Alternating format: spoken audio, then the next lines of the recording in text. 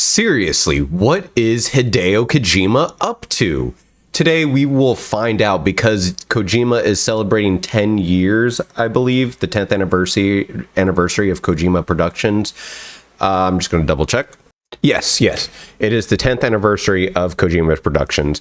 This is a 2-hour, almost 3-hour live stream of them going over the future of Kojima Productions and what's going to happen now that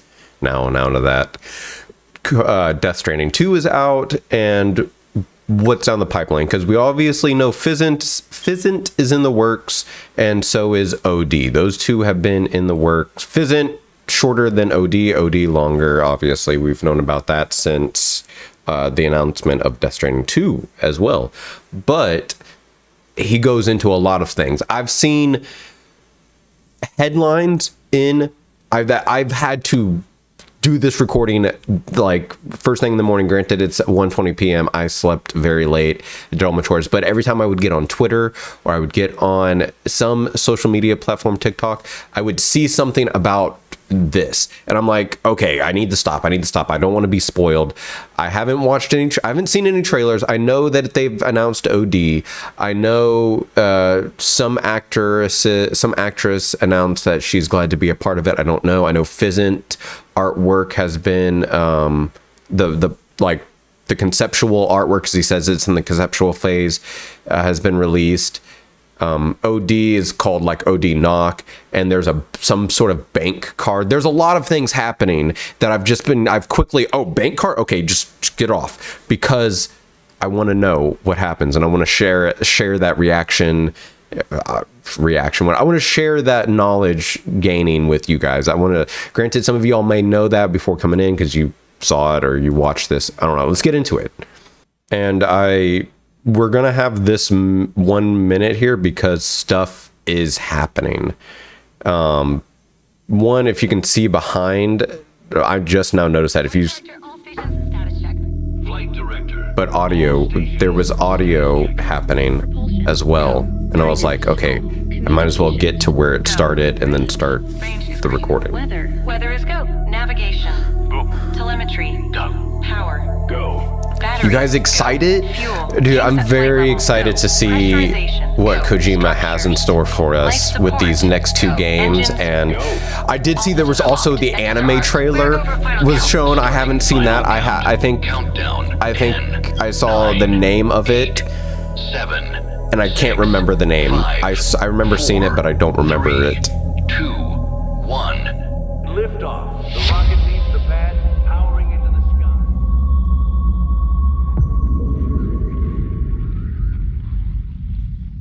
I just want to make sure I'm...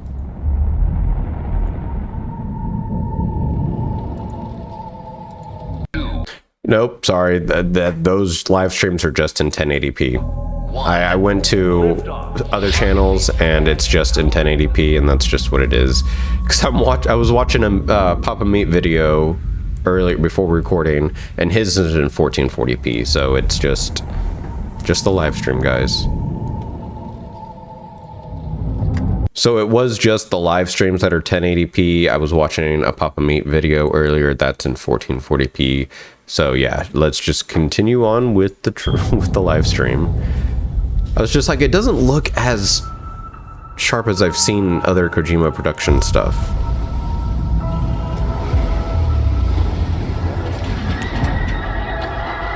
Make sure it's just loud enough. 皆さんこんにちは、小島です。 12/16/2015本日付で独立スタジオを立ち上げました。その最初のプロジェクトをプレイステーションと始めたいと思ってます。ありがとうございます。 That's right, 15 was when he made the company.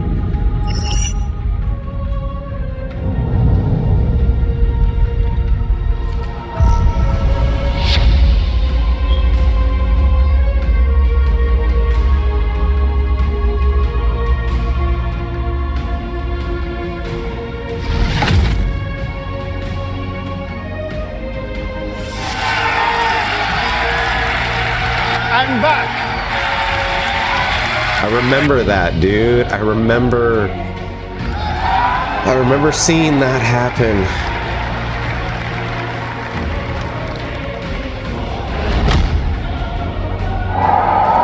Is it crazy to be a fan of the person because of his legacy more than his games? Because like I said, this is my first time ever playing the Metal Gear Solid games, but Death Stranding made me look into his legacy and was like, dude, this man is insane. Let me try turning it up a little bit more for y'all.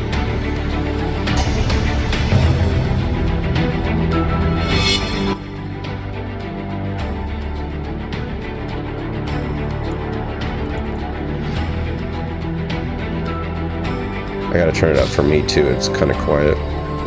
Today, I'm pleased to share we will be working together to create a brand new experience like we've never seen before. こんにちは、小島秀夫です。少し時間はかかるかもしれませんが、これから、Xbox ゲームスタジオと提携し、皆さんに喜んでいただけるニュースをお届けしていきたいと思います。ご期待ください。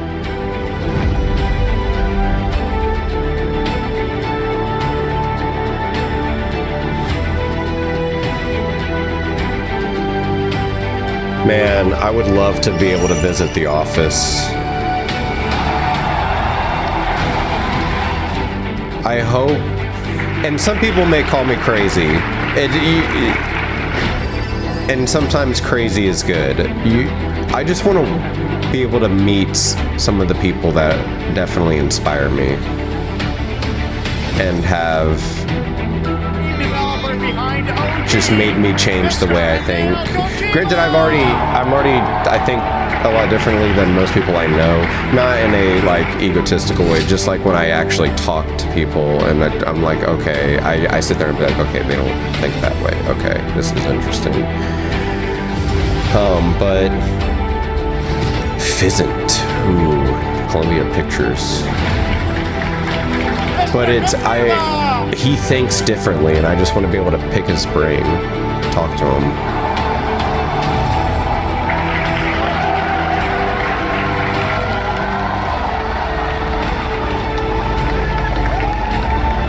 Oh yeah, but like, dude, people,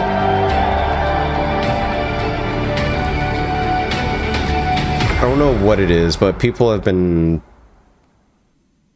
felt like recently like they shouldn't be told, have been told like they shouldn't, if you want to achieve something that other people may think is unachievable, you shouldn't believe that. And thank you very much for joining us today. Once again, ladies and gentlemen, thank you very much. Just real quick, because like there are many like filmmakers, actors, YouTubers or anything that would be like, oh man, I never thought I'd be able to work with X person because I was just a little guy or whatever like that. I mean, same thing with me, and like I want to work with him, I want to work with Papa Meat, I want to work with the Raka Raka twins. Like, dude, it's insane. But if you tell people that, they're like, oh, well, you're never going to achieve that. But much for joining us today for this Kojima Productions 10th anniversary celebration Beyond the Strand. We are honored to welcome not only everyone gathered here at Toho Cinema's Roppongi Hills, but also friends around the world who are sharing the celebration with us via YouTube, Twitch, IGN, Bilibili. I'm sorry for the late introduction. I'm also one of the someone, Lisa Unai. Thank you for having me. Thank you. So at the beginning, we look back on the 10-year journey of Kojima Productions through the opening video, and now it's time to officially begin today's program. So without further ado, let us welcome onto the stage the world-renowned game creator, director Hideo Kojima. Please.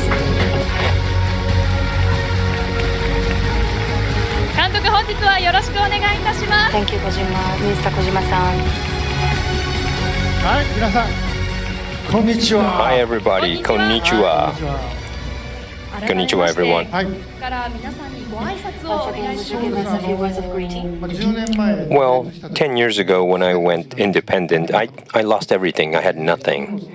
But, I had the connection with fans and people. So I followed that tie and created this Kojima Productions. And today we have Kojima Productions because of all of you. Usually, 10 years a company won't survive. It's only like certain percent survives, but we were able to survive the 10 years. So we want to talk about the past 10 years, but we also want to talk about the next 10 years, how we will evolve together and how Kojima Productions will face the next 10 years. So hope you enjoy. Thank you very much. So we will be looking back on the past 10 years, confirm where we are today, and also think about what future awaits. Hold on. 改めまして皆様本日は小島プロダクション10周年記念イベントビヨンドザストランドにご来場いただき誠にありがとうございます。本日はここ東宝シネマズ六本木ヒルズの会場にお集まりいただき皆様に加え IGN ビリビリをOkay, fuck. What should we do? No, I think having the translated one. We will evolve. It has his translator. That's why I'm enjoying it, is because but it is weird hearing the overlay. And so I was just for a moment there trying to figure out, should we listen to the Japanese one with auto translated subtitles? Because they don't have, pre-subscribed, pre-rendered, whatever you want to call it. Someone where it's not auto translated. They actually made English subtitles, so I think this will just be better. Evolve together and how Kojima Productions will face the next 10 years. So hope you enjoy. Thank you very much. So we will be looking back on the past 10 years, confirm where we are today, and also think about what future awaits. So everyone will be connected with me, all the future. Yes, I'm very much looking forward to it. Oh, this was 10 years ago. It's a very small, it's not an office. I just kind of rented an office. So this just 4 people, and it was just basically me. I only had a PlayStation, a monitor, and a notebook. Oh, there was a watch as well, but I just did it all by myself. I'm quite slim back then, yeah? But no one came, so it was just me 10 years ago. And then the Ludens mark. Yes, we had to create something like a Ludens mark, so I created it with Yoji. Since we don't have any machines or PCs, so Yoji did it freehand. Yeah, it's embarrassing to look back now. Yes, we signed a deal with Sony for Death Stranding. Oh, brings back a lot of memories. Yes, so we should create our own game engine, but it takes a lot of time. So I went all around the world for the studio, like 30 to 40 studios, and then we decided to use the engine of the Guerrilla Games in the Netherlands. So yes, exactly. So we were in a small room, but then their audio is just shit. I can barely hear the lady. And I got a couple of staff, so I also rented a little bigger place in Ebisu, like a couple of rooms like this. Yeah, in a way. It's You know what? I'm sorry. I'm sorry to all the people that aren't viewers of my channel and the viewers of my channel that are watching this. We're going to have to do subtitles. That audio is just killing me. I'm sitting here like a little lost in what the conversation's about because I can't hear the lady's voice, and the guy's voice is so echoey, and you can tell they're doing it in like from home or something like that. And it's just a little bothersome. So we will just do subtitles. What do we deal with? This is the struggle in my head. Like, even if I wasn't recording this or streaming this, this would be my struggle. What do I want to listen? I think having at least because those subtitles are fucking shit. I can't. I just can't. They don't stay on screen long enough, and it pisses me off. I can't read it that Netherlands. quick. So When you were traveling around the world. yes, exactly. So we were in a small room, but then I got a couple of staff. So I also rented a little bigger place in Ebisu, like a couple of rooms like this. だいぶじゃないですね。 Yeah, in a way. It's just, every time we hired a new person, we kind of rented a different room or a new room. But you can't use the hallways and stuff, it's just some rooms. So 2015年 it was, I think, 2016, I made the first teaser and was made actually here. So we couldn't make it in our small booth. So we had to use like the hallway or up in the rooftop. And yeah, I was in trouble with the security because we weren't supposed to use it. So we used, we used those spaces to create the first teaser. 16年の5月 And 2016, May was it? We moved to Season Terrace in the Shinagawa. And we were on the 12th floor back then.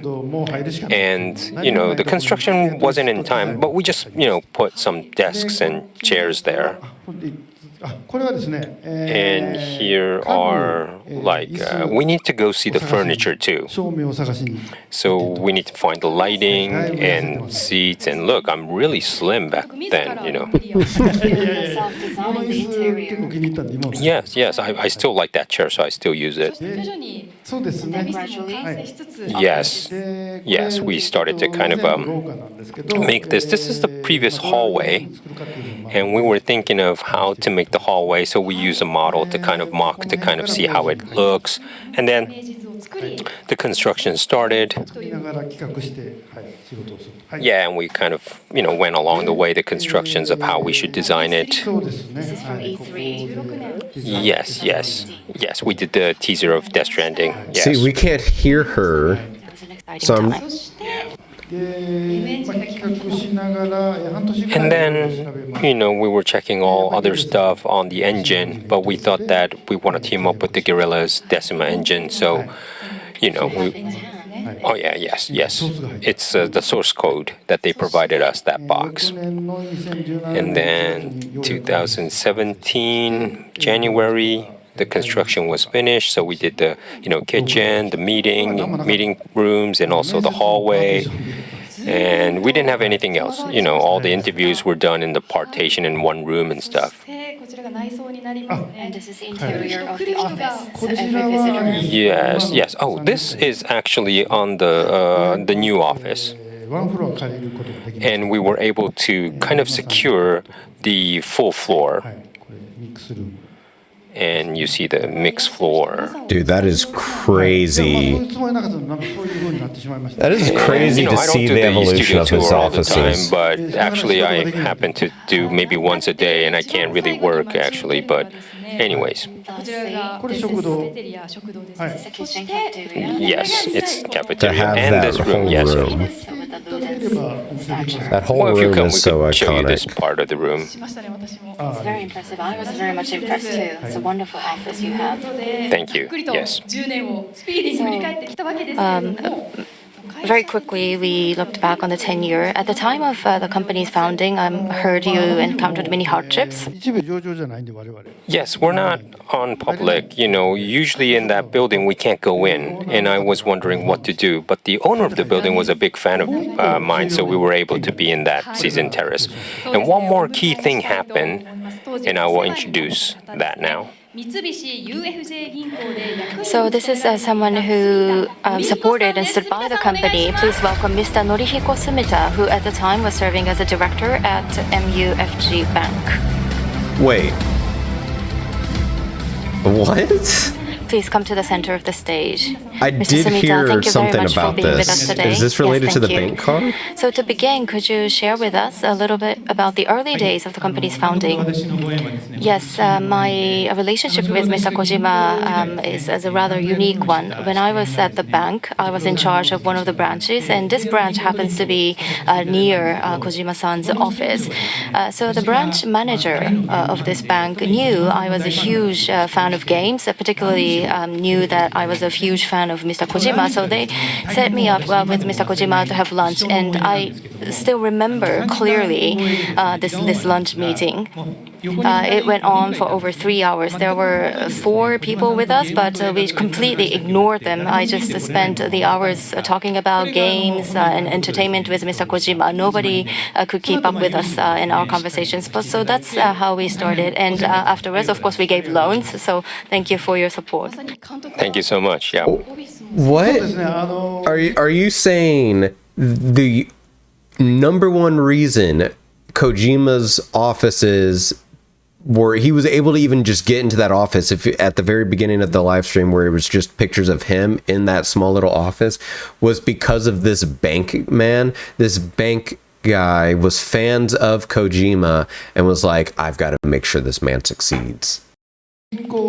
Yes. So when we tried to borrow money from a bank, they all said no because we know you, but your company doesn't have credit. So I was wondering what to do, but Mr. Sumita helped me out on these tough times.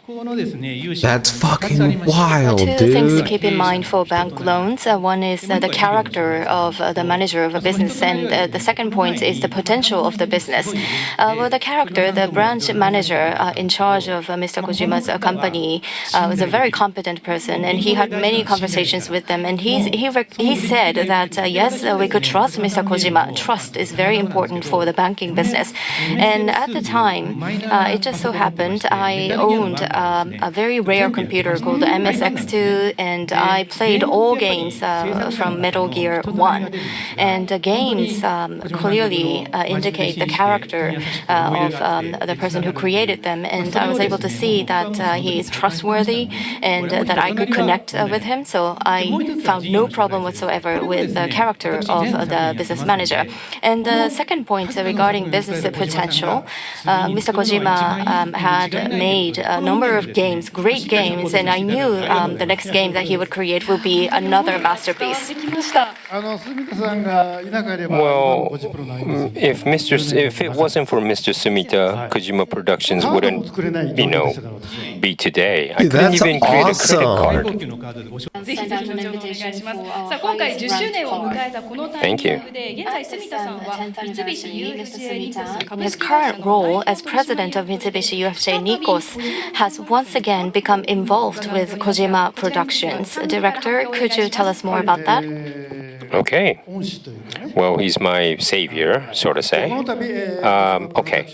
Kojima Productions and Mitsubishi UFJ Card will do a collaboration とい card. うことで三菱 UFJ カードとのコラボ So thank you so much. So now I could use a credit card, thank God. これはデザインは今後発表されていく This is okay. Here's the bank card.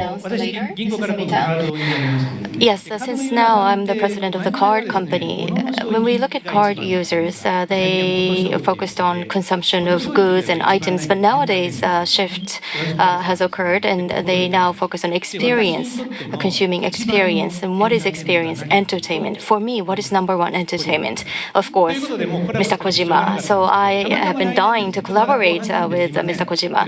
So in the second half of next year, we have a plan. This will enable users to use a smartphone app and be able to use a digital card. And this will have many different game characters, sports, and for different cards, different themes will be adopted. But this is going to be the first of the card that we will be launching. And this will be collaboration with Mr. Kojima and his Kojima Productions. So please look forward to that. So many payments can be done through your smartphones, and you can accumulate points.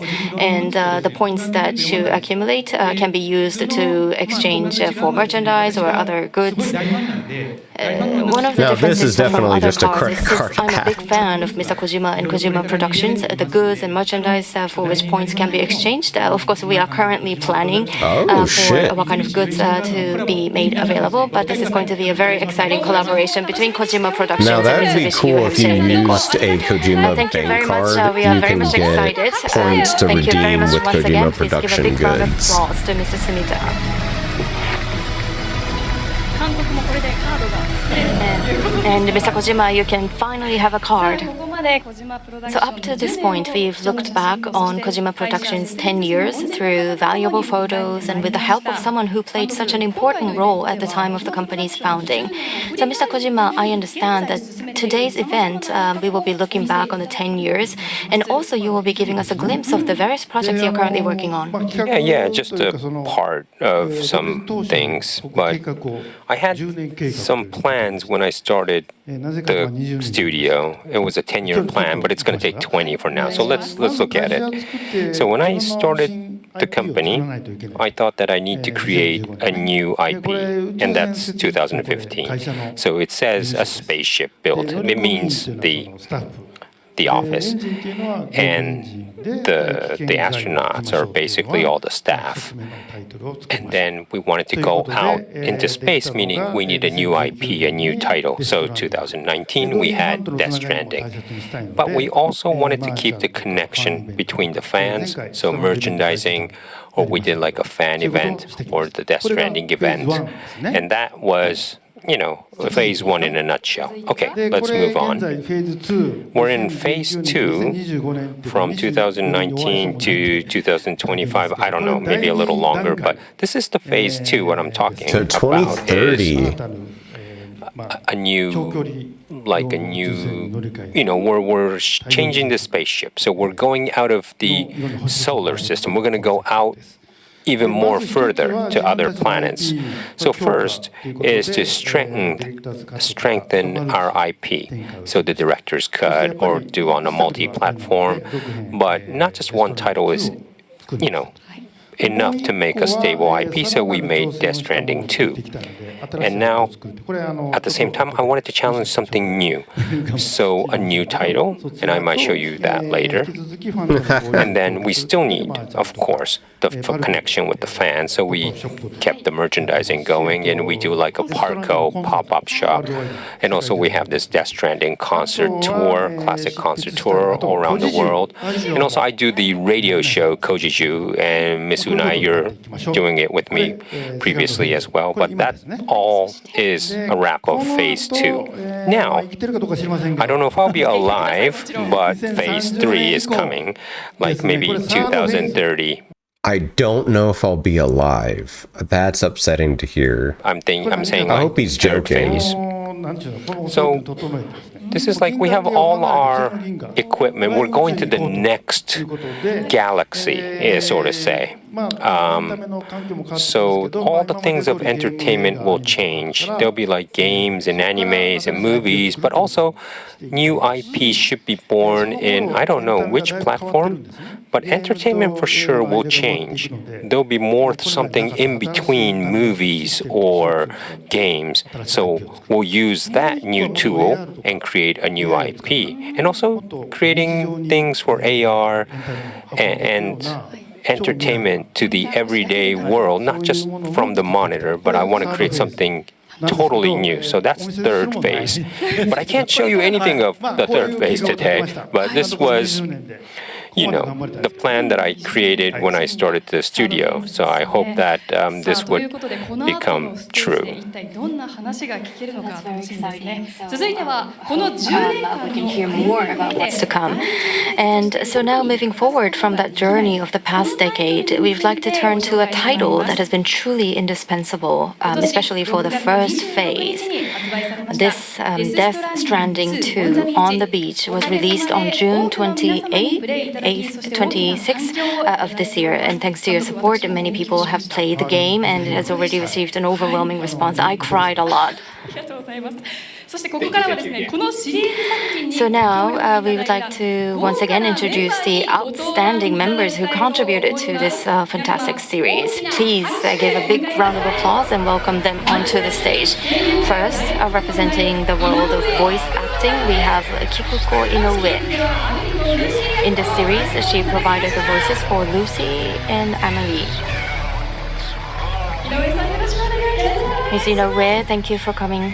Oh, these are the Japanese voice actors. And next, a master of horror manga, Junji Ito. What? Junji? Oh, that's right. He had like. In this series, he contributed artwork to the final trailer and made a cameo appearance as well.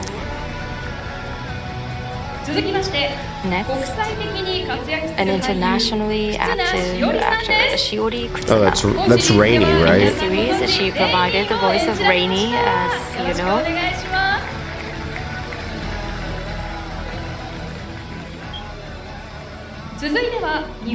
Yep, that's definitely Rainy. World-renowned artist Daichi Miura. We've For met this him. series, he contributed a new song and dance, and also participated with a cameo appearance. Yeah, we saw that. That was in like the second or third episode. And the actor playing the protagonist, Kenjiro Tsuda. He provides the Japanese voice for Sam Porter Bridges and has been an indispensable presence throughout the series. Those are the special guests. Once again, please give a big round of applause.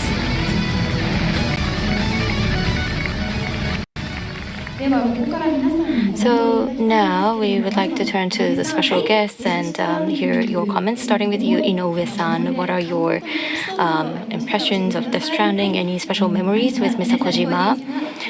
Hello, everyone. In Death Stranding, I played Amelie Bridget, and in Death Stranding 2, I played the voice of Lucy. I am Inoue Kikuko, a voice actor. First of all, congratulations on the 10th anniversary. Mr. Kojima, congratulations. When I played Amelie, Bridget, and Lucy, they were all very important characters in the game titles. Oh, she was Amelie and Bridget. I was always very Interesting. nervous and excited. The way they were whenever saying we it did a didn't shoot, sound Mr. right, Kojima and I was was very like, kind okay. and extended very warm hospitality.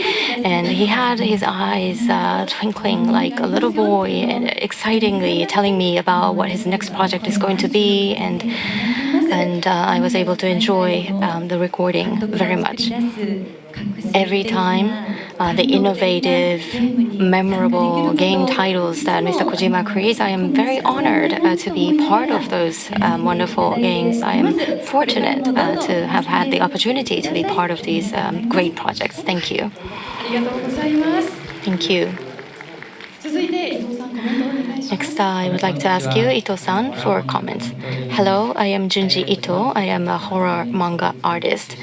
10th anniversary. Congratulations to you, Kojima Productions. I think it was just after the founding of the company. There was a very large office I visited together with my wife. And from front, back, side, you scanned me, actually. You took a scan of me. And I was given this great honor of being part of the game. And that was an honor already great enough. But this time in Death Stranding 2, the director himself asked me to provide some artwork. And again, I was overwhelmed and very much honored. So I had freedom in creating the artwork. And this has been a great experience. Thank you very much. I have no regrets. Thank you. Yeah, we're the same age, and we've known each other for like 30 years. Here, but I think we met at a restaurant. And Mr. Kojima, you were acting like a zombie at the time. It's typical me. Anyhow, for the next 10 years, 20 years, and 30 years, I wish for further success. Thank you. Thank you, Mr. Ito. And next, Ms. Kutsuna. Hideo-san and the team at Kojima Productions, congratulations on your 10th anniversary. I appeared, I played the voice of Rainy in Death Stranding 2. It was the first time for me to work on a game title. The shooting period was much longer compared to other films. And the reaction from the fans, since it was the first time for me, I had no idea.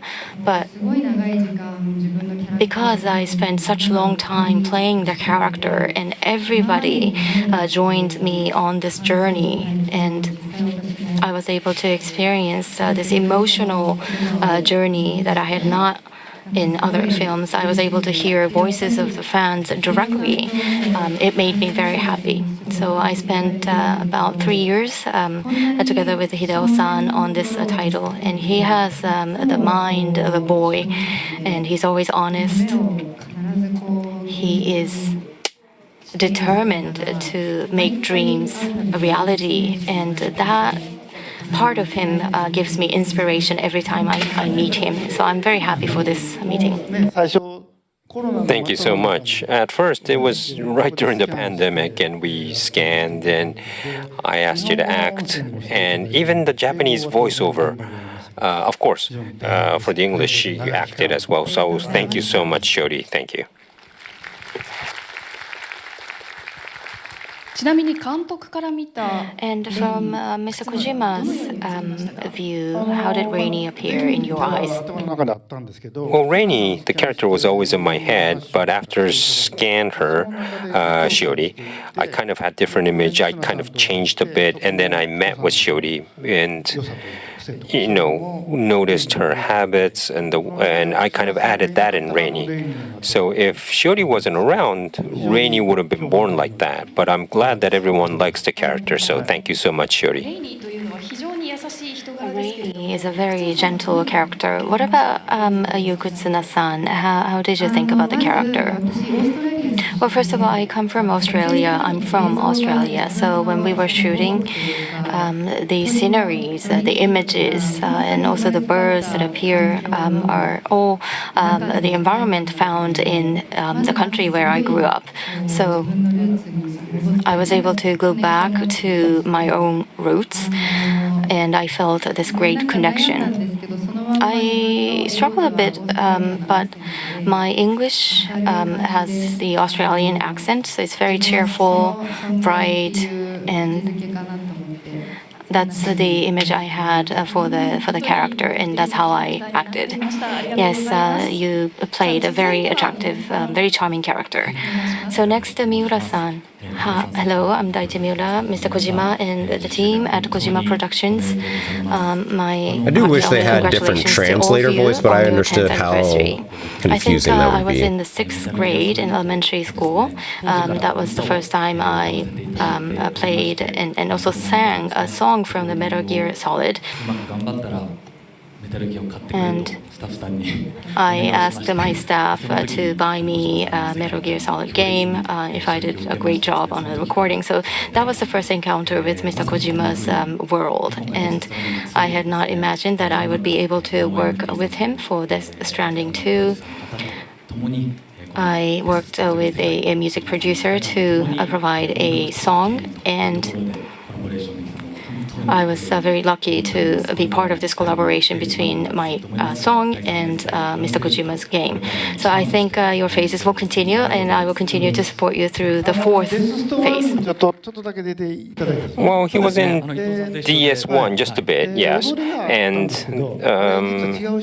there was a little dance back then, but it was a totally different person who did that dance. So I wanted to kind of really use Daichi's real dance in DS2. So this time, yes, he provided the song, and also I asked him to dance, and we captured that. And that was really tough. It took like 2 years in total from scanning. Yes, but they took great care of me recording every single move. No, you could see all angle from Daichi's song. So make sure you look it from the top, the bottom, the side. Yes, the Dolman's dance, that's another thing to keep an eye on in the game. And the Sam is also excited in the game. That's what I love about Sam. Is very, very much in the groove. So please enjoy his dance. We already scenes saw from that. That was various angles. really good. Thank you, Miura-san. And Tsuda-san, please. Hello, I'm the actor portraying the character Sam. Mr. Kojima, staff at Kojima Productions, congratulations on the 10th anniversary. I often talk about this everywhere I go, but the first time I got the offer was through a Twitter direct message. I was quite shocked. But anyhow, I started recording, and I remember the very first time we started with a trailer with Nana Mizuki, two of us recorded. There was an explosion. Yes, that's the scene where we started. And then I said a phrase, and Mr. Kojima said, do this and do that, and Mr. Kojima said, yes, this is it. So I was very much relieved. And then after that, it took like 2 years to do this. So sorry for that long time. Yes, so I was fortunate to be part of both 1 and 2. And the recording itself was done meticulously. In other games, you would do a recording all by yourself in one go, but when it comes to the Stranding, almost every time we had the other actors, so we try to coordinate our schedules so that we would be there together to do a recording. And then before we do recording, we would be able to see the videos and images, and they were very high quality. But Mr. Kojima appeared very shy, very humble, saying it was only done 70%. But in my eyes, they were completely done. And I'm a very particular person as well. So I wanted to do more. No, I'm very happy. Mr. Tsuda and Miss Kiko is like want to kind of always say, "Oh, I want one more take," and that's great. And the last takes are usually the good, so it's really good that you kind of come up and say you want to do one more again. Yeah, so his passion was great. His world, his universe was just amazing, and I'm very happy to be part of that. And I look forward to many more exciting games. Tsuda-san, you're always so busy, so. I'll be there. Please talk to me. So For Miss Kiko, we've been together for like 35 years, but she's supposed to be officially 17 years old. We've been together since Snatcher, and I want you to complete all of my titles, so the next one too. So, everyone says I'm nice. But to be honest, the first recording I ever done, everyone was so mean to me. But Kiko-san was the only person who was nice to me. So I thought, and some people were like nice to me. But everyone's actually kind, but we were all nervous and we were tense. Well, when you work with someone that you rely on and you trust, the quality rises, and also, going after dinner, after the recording, going dinner after the recording is really good. It's almost like a family. So let's continue to that kind of family. Tsuda-san, you too. We're all family now. And I would also like to ask Mr. Kojima, what were the thoughts behind the Stranding 1 and 2? One is, as I said before, phase 1. So I had to create a new IP. It's something that no one ever seen before. No one experienced, game design. I had to create it, while looking for the office and hiring people. I don't really remember that much because it was just so busy. But 2 was, DS2 is difficult because it's a sequel. And some, movies are not successful in the sequel sometimes. So it was a real tough challenge. And you created this Stranding series that really leaves a lasting impression on the users or players. ちょっとネガティブな人が入っていきたい。 You know, I want to work with the people I like.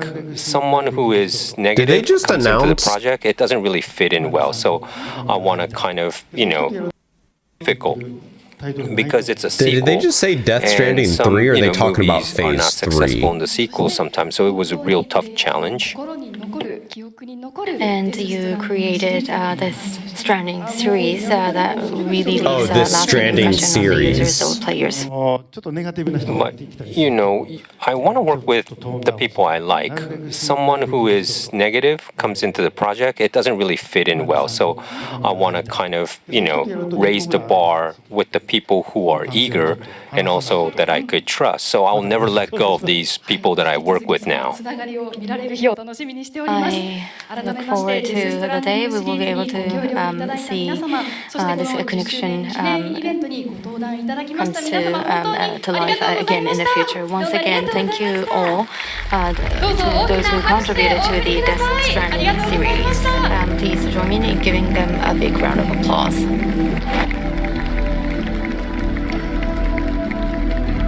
いやもうね、心強いですよ。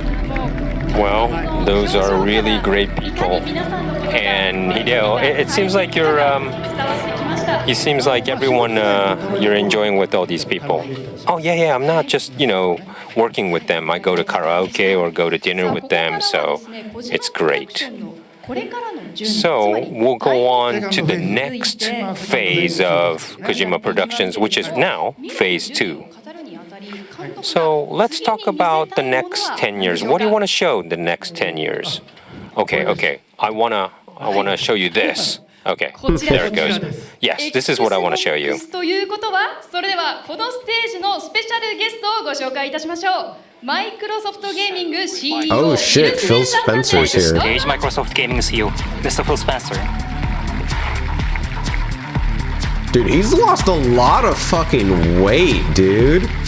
Compared to what we saw him on screen earlier. And once again, he's one of the leaders in the world game industry, Microsoft Gaming CEO, Mr. Phil Spencer. Thank you very much. Could you give us a few words? Hold on, I need to get a spray. First, I just want to say happy 10th anniversary to Kojima-san and the team. A decade of bold and lasting work, truly an amazing accomplishment. So congratulations. And thanks to our MC, Risa. Thank you for being up here. At Xbox, we empower creators to push boundaries.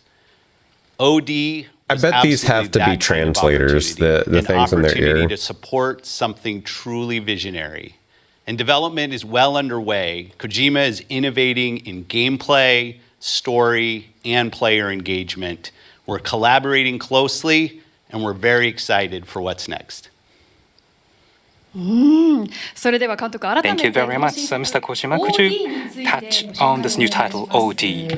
これはですね。 Well, this title is, I've been creating something that was not there before, like stealth or like a portal game, but this is totally different, even as a system. It's like Portal game. I want to go over the system of films and games. I can't really say specifically, but we're still developing. And today, I wanted to show the actual footage using the Unreal Engine. So it's a footage of the game. So I want to show, hey, wait, does people want to see the new, video that I brought? So, okay. All right. Okay. So people are gonna have a word with. So here's where the glazing comes out, and where a lot of people that are Kojima haters, like this is where they start feuding, is because right now Delta is getting under fire for using Unreal Engine. I don't know if it's because of it being 5, if people still use Unreal Engine 4. I'm not too sure. I don't keep up with that. But I know people have a lot of issues with the Unreal Engine. And if Kojima is using it, he must see some value in it. But at the same time, and that's all I'm going to say right there, because I don't know much. That's just a general thing you can say about when people are using. Well, if people like this person, he makes good products, well, he must see some value in it. But this is where the anger of both sides come out. The glazers are going to be like, Oh my God, Kojima! There was never anything wrong with the Unreal Engine. It was just bad devs. He doesn't have bad devs. Yada yada yada. And then the haters are gonna be like, "Oh my God, Kojima is using the Unreal Engine. This game is gonna be absolute garbage. Like, not even gonna bother buying the game. Like, you can't, if he's using the Unreal Engine, like, you can't even give that respect to the game." Like, dude, I can already hear it because I see these comments in my comment sections of just people fighting amongst themselves, and it's ridiculous. Then it's very scary, but I warn you, so let's check out the video. It's very scary.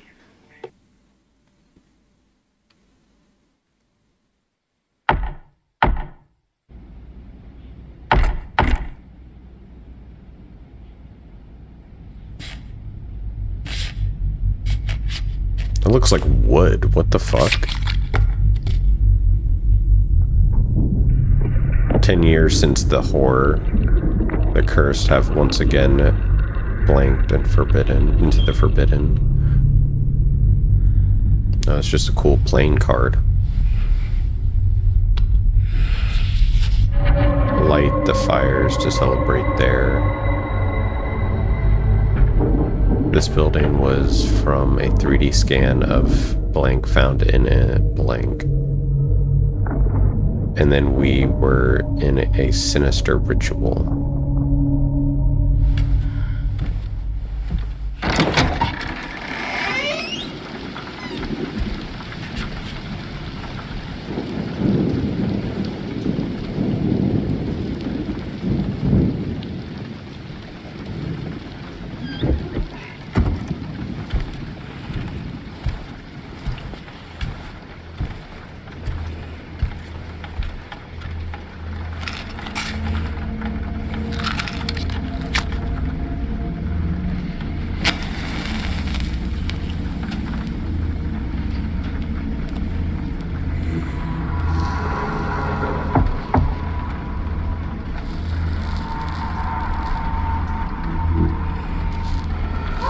That candle is wild.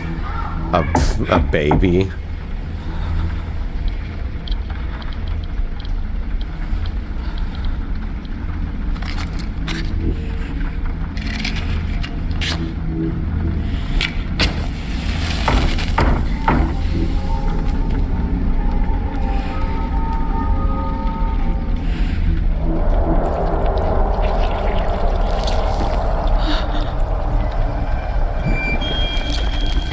What the fuck is going on with that candle? There.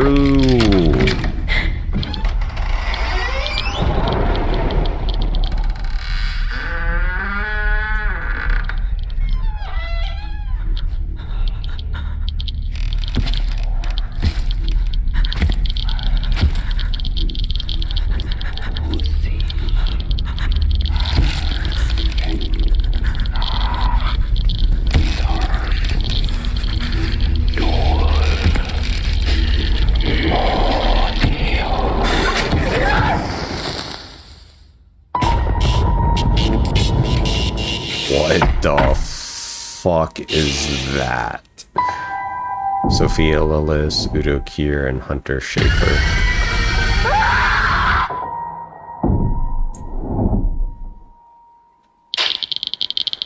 For all players and screamers.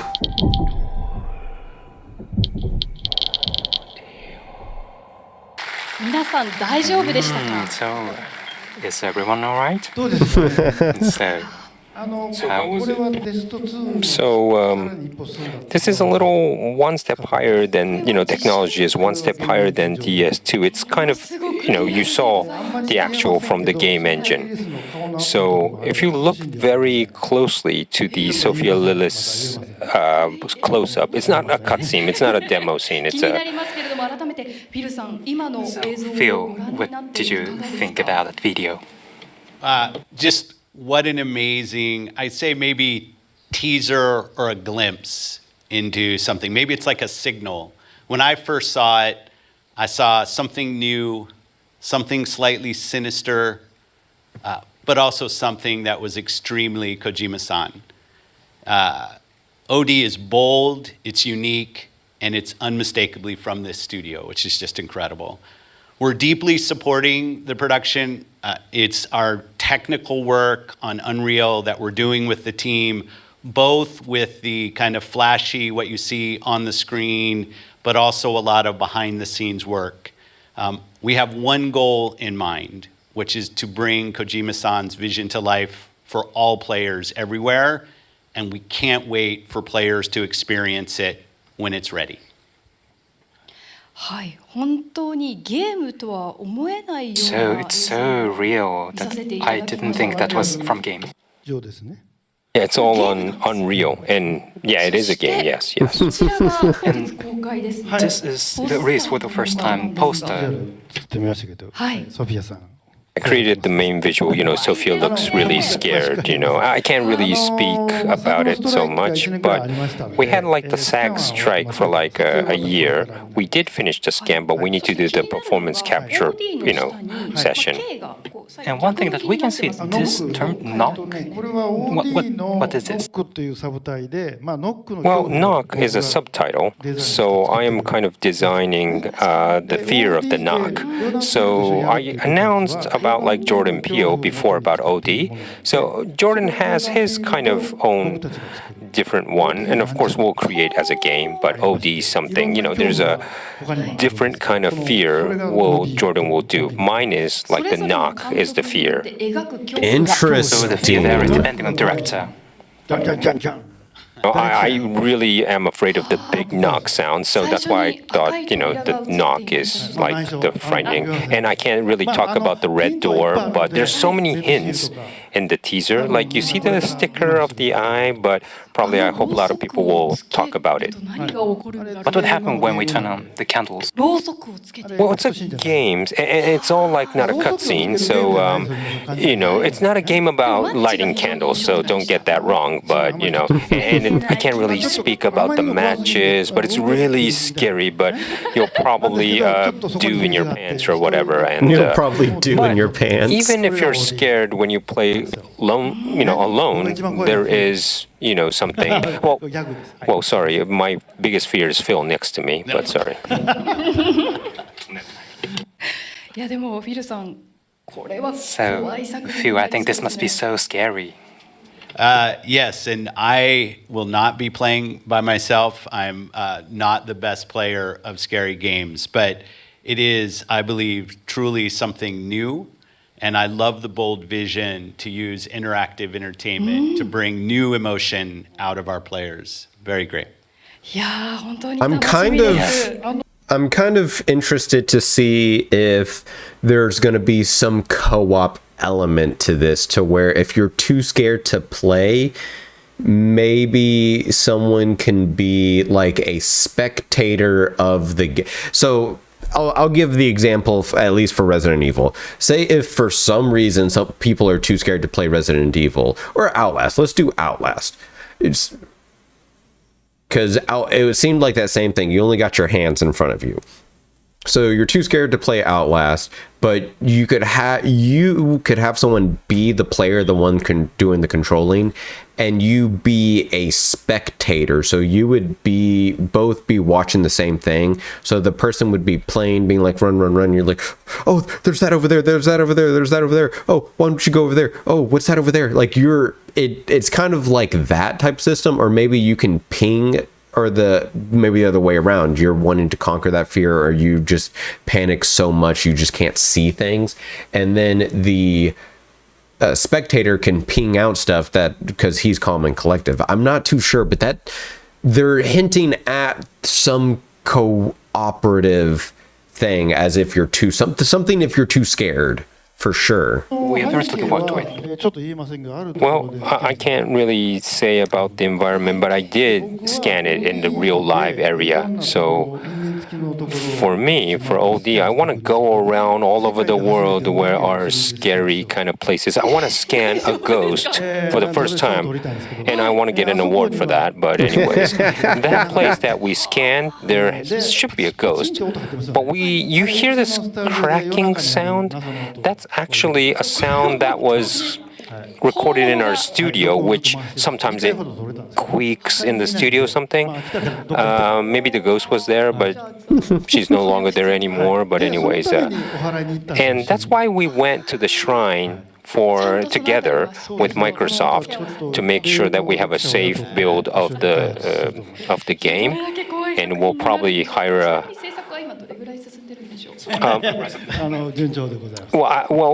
Progress is very well, but I can't say so much. But this is a special system. Even the infrastructure is totally new. No one has ever done this before. So I am, repeating, the tests and experiments, and I can't speak anymore.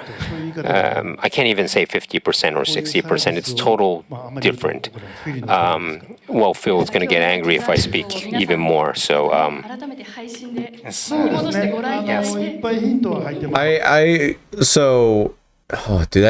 I'm kind of thinking he's hinting at what this game is going to be, and the hints are very pointing towards some sort of series of games, like mini games, all within the one game, kind of like an anthology of Man of Medan or whatever those is.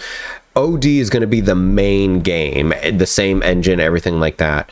And then, like she said, with different directors, each person that comes in with the game will be able to do something differently with it and tell a different story. And I believe that's why he's like, Jordan Peele is still involved. His is just going to be different version of OD. Like, that's insane. Well, please see it again. There's lots of hints in the video. A bit running out of time, so Phil, could you give us a last words? Yeah, thank you, Kojima-san. Thank you, Risa, for having us. Again, congratulations on 10 years. Just great games that our community, the gaming community, loves. So thanks for all you've done. We're proud to be bold supporters of OD, honored to be part of this. So thank you.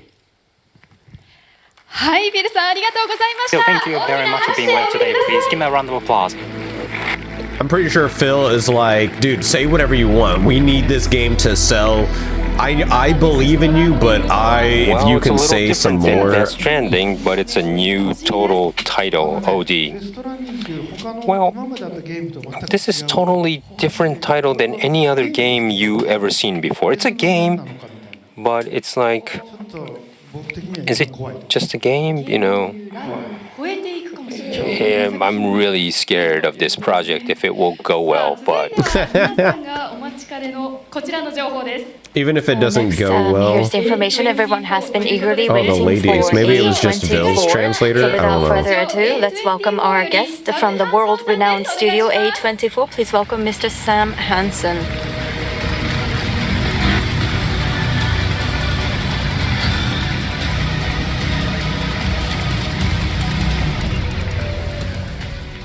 Thank you very much for joining us today. May we have a few words of greeting from you first?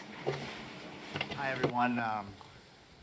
everyone. My name is Sam Hansen. I'm here with my colleague Vilma Castaneda from A24. And we are here today to honor and celebrate the brilliant, visionary artist, our partner, our friend, Hideo Kojima. So, yeah. Vilma and I are thrilled and honored to be here today with you all and tell all the fans watching hello, to look back at all the amazing work that Kojima-san and his amazing team have put together and to look ahead at all the exciting work that is coming our way, including a filmed adaptation of Death Stranding, which we're incredibly excited about. Thank you very much. I'm sure everyone is already familiar with the studio, but please allow me to give a brief introduction of A24. A24 is a film and television studio that has revolutionized the entertainment industry by producing some of the most influential and critically acclaimed films and TV series in recent years. Founded in New York in 2012, A24 has built a library of over 150 films and more than 50 television series, earning widespread recognition both critically and commercially, including over 21 Academy Awards, 14 Golden Globe Awards, and 18 Emmy Awards. Partnering with major streaming platforms, A24 produces and distributes works across all genres, now streaming in more than 180 countries worldwide. With that in mind, could you tell us once again about how this collaboration came about and what's the status of this project today? Thank you, Risa-san. Such kind words. And yeah, A24 is always He's got a big-ass pimple. Supporting artists, bold artists with distinct visions. And I think we can all agree that nobody embodies that more than Kojima-san. And we admire at A24 Kojima-san's work for the same reasons we admire other master storytellers. His games have cinematography and production design and staging and rich, complicated characters and vast mythological worlds that all equal iconic cinema. And for that reason, when we started talking about adapting Death Stranding into a film, we were excited by the challenge of a film matching the game's great ambitions. And we knew that we would need an extraordinary filmmaker to help us with that. And so when we got together and compared ideas for who that filmmaker voice was, Michael Sarnowski was at the top of both of our lists. And the reason for that is that Michael is an extraordinary filmmaker who can always locate humanity, even in the most complicated, vast worlds, whether it's the underground of Portland restaurants in Pig, or an alien inhabited New York City in Quiet Place, or in mythological Robin Hood, like you've never seen it before, in the upcoming film that we have with Michael, The Death of Robin Hood. And so we knew that we had our guy. And luckily for you, Michael is here with us tonight. So you have that to look forward to.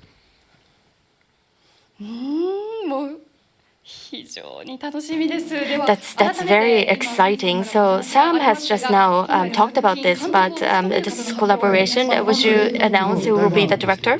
Well, I'm a big fan of A24. They are the #1 studio that really takes care of the creator. So I thought I wanted to team up with A24. So what I wanted was someone who could write and also direct and also knows about VFX. So we kind of, he's a big fan. I'm a big fan of Michael Sarnowski. Today we have Michael with us, so let's welcome him to the stage. A rising star in filmmaking, director Michael Sarnowski, who received high acclaim for the movie Pig.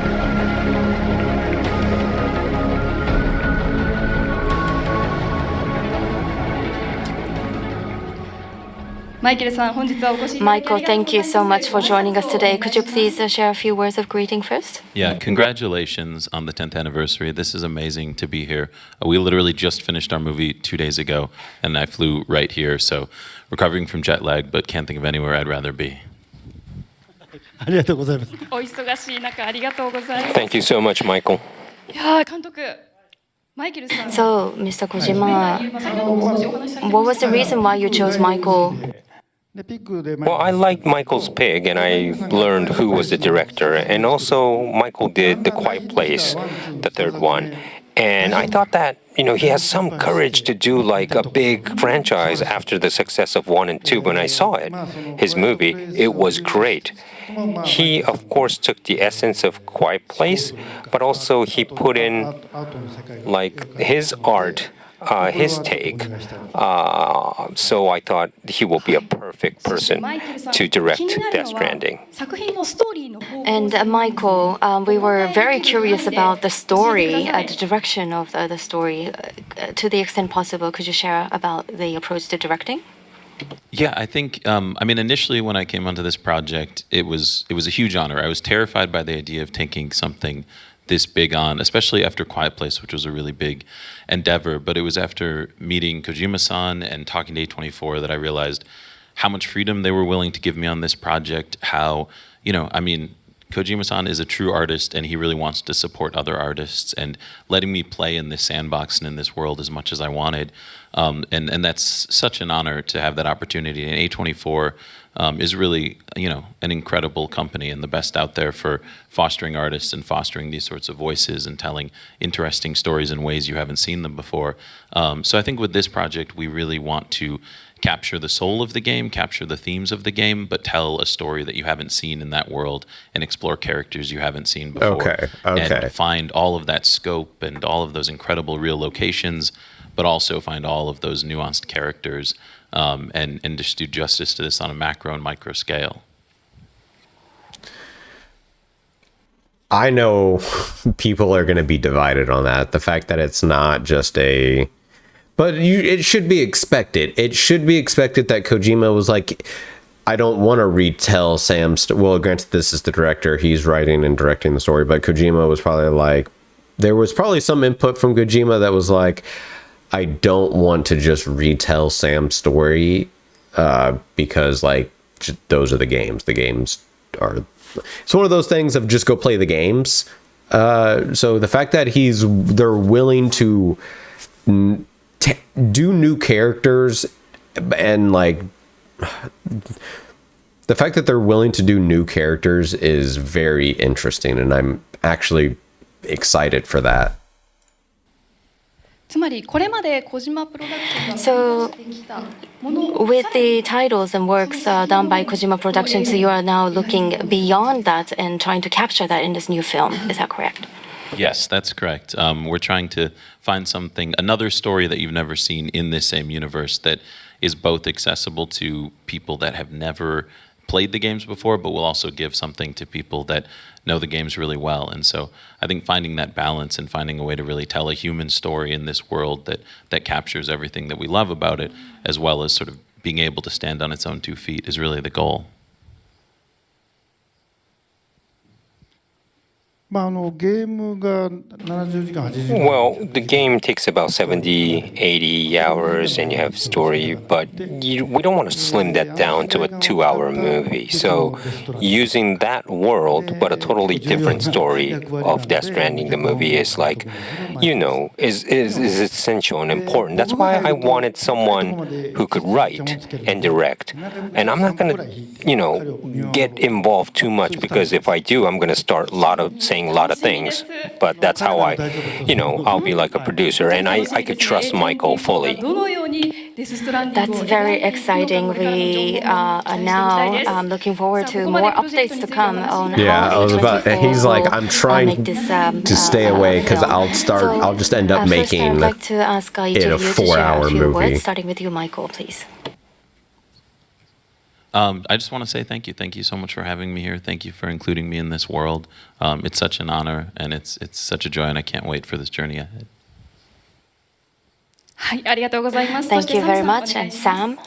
Yeah, thank you, Risa-san and Kojima-san, for including us in this. It is an honor to be here with you all, and excited to combine the brilliant minds of Kojima-san and his incredible team and all they've achieved with the brilliant mind of Michael Sarnowski, and the combination of those two is exactly the kind of film that A24 sets out to make. So we hope you all like it. Thank you very much. We're very much looking forward to it. Thank you to the two of you. Please give a big round of applause as we send them off the stage.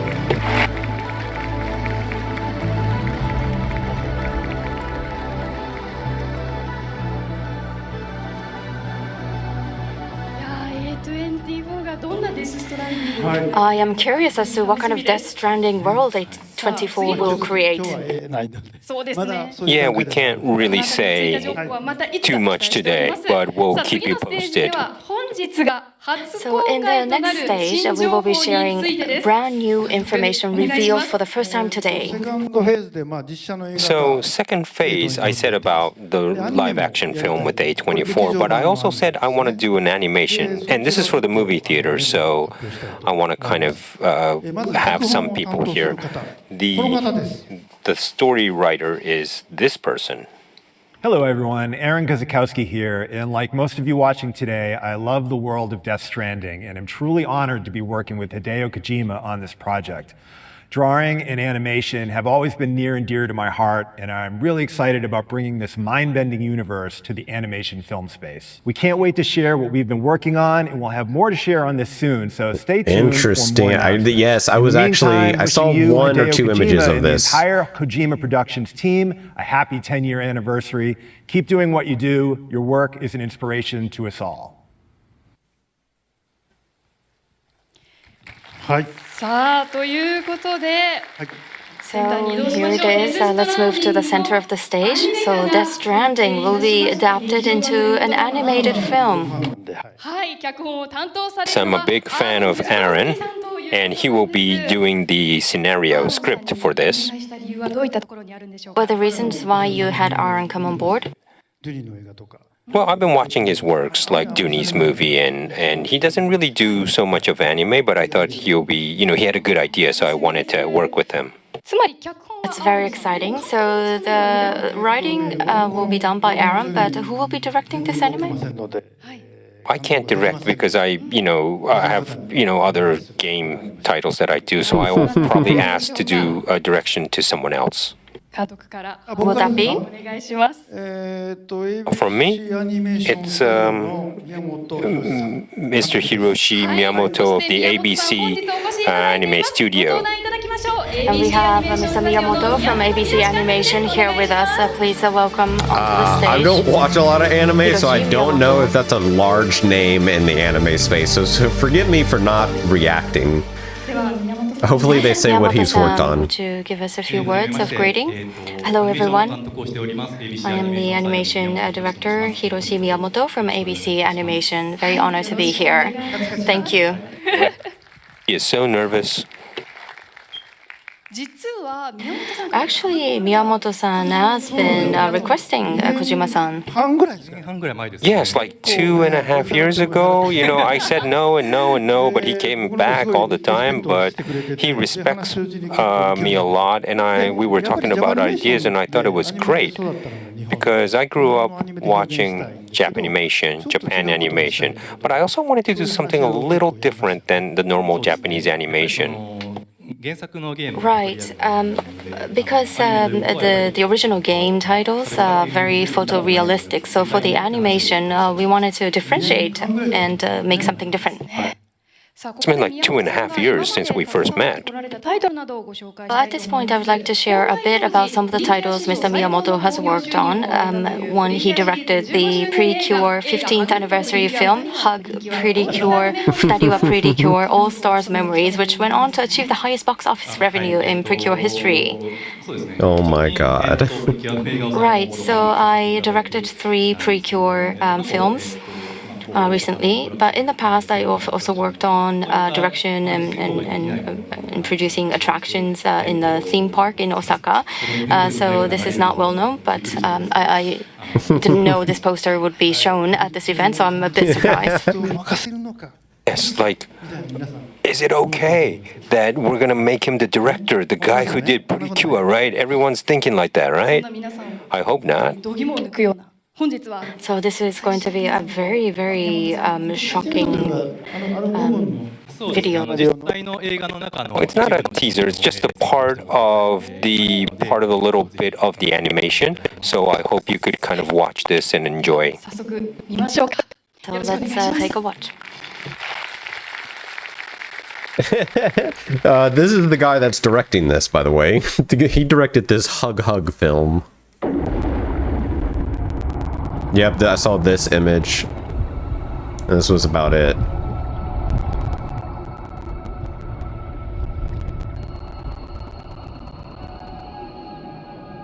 And then I saw the name. Oh, what the fuck? He's a repatriate.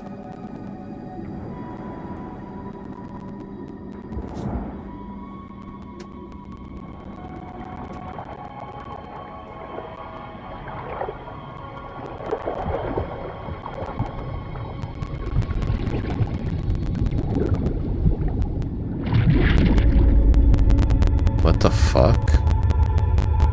Is that how we would get back into our body?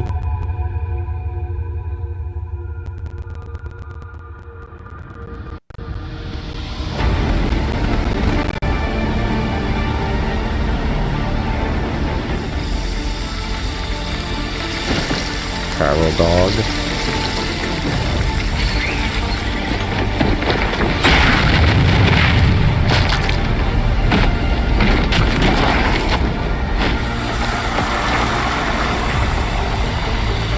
Oh, what the fuck? He's friends with the chiral creature?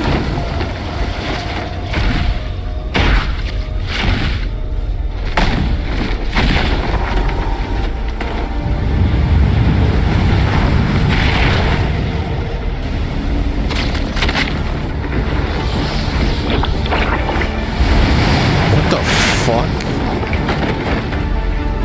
Is that Sam? Is he fighting Sam? What the fuck?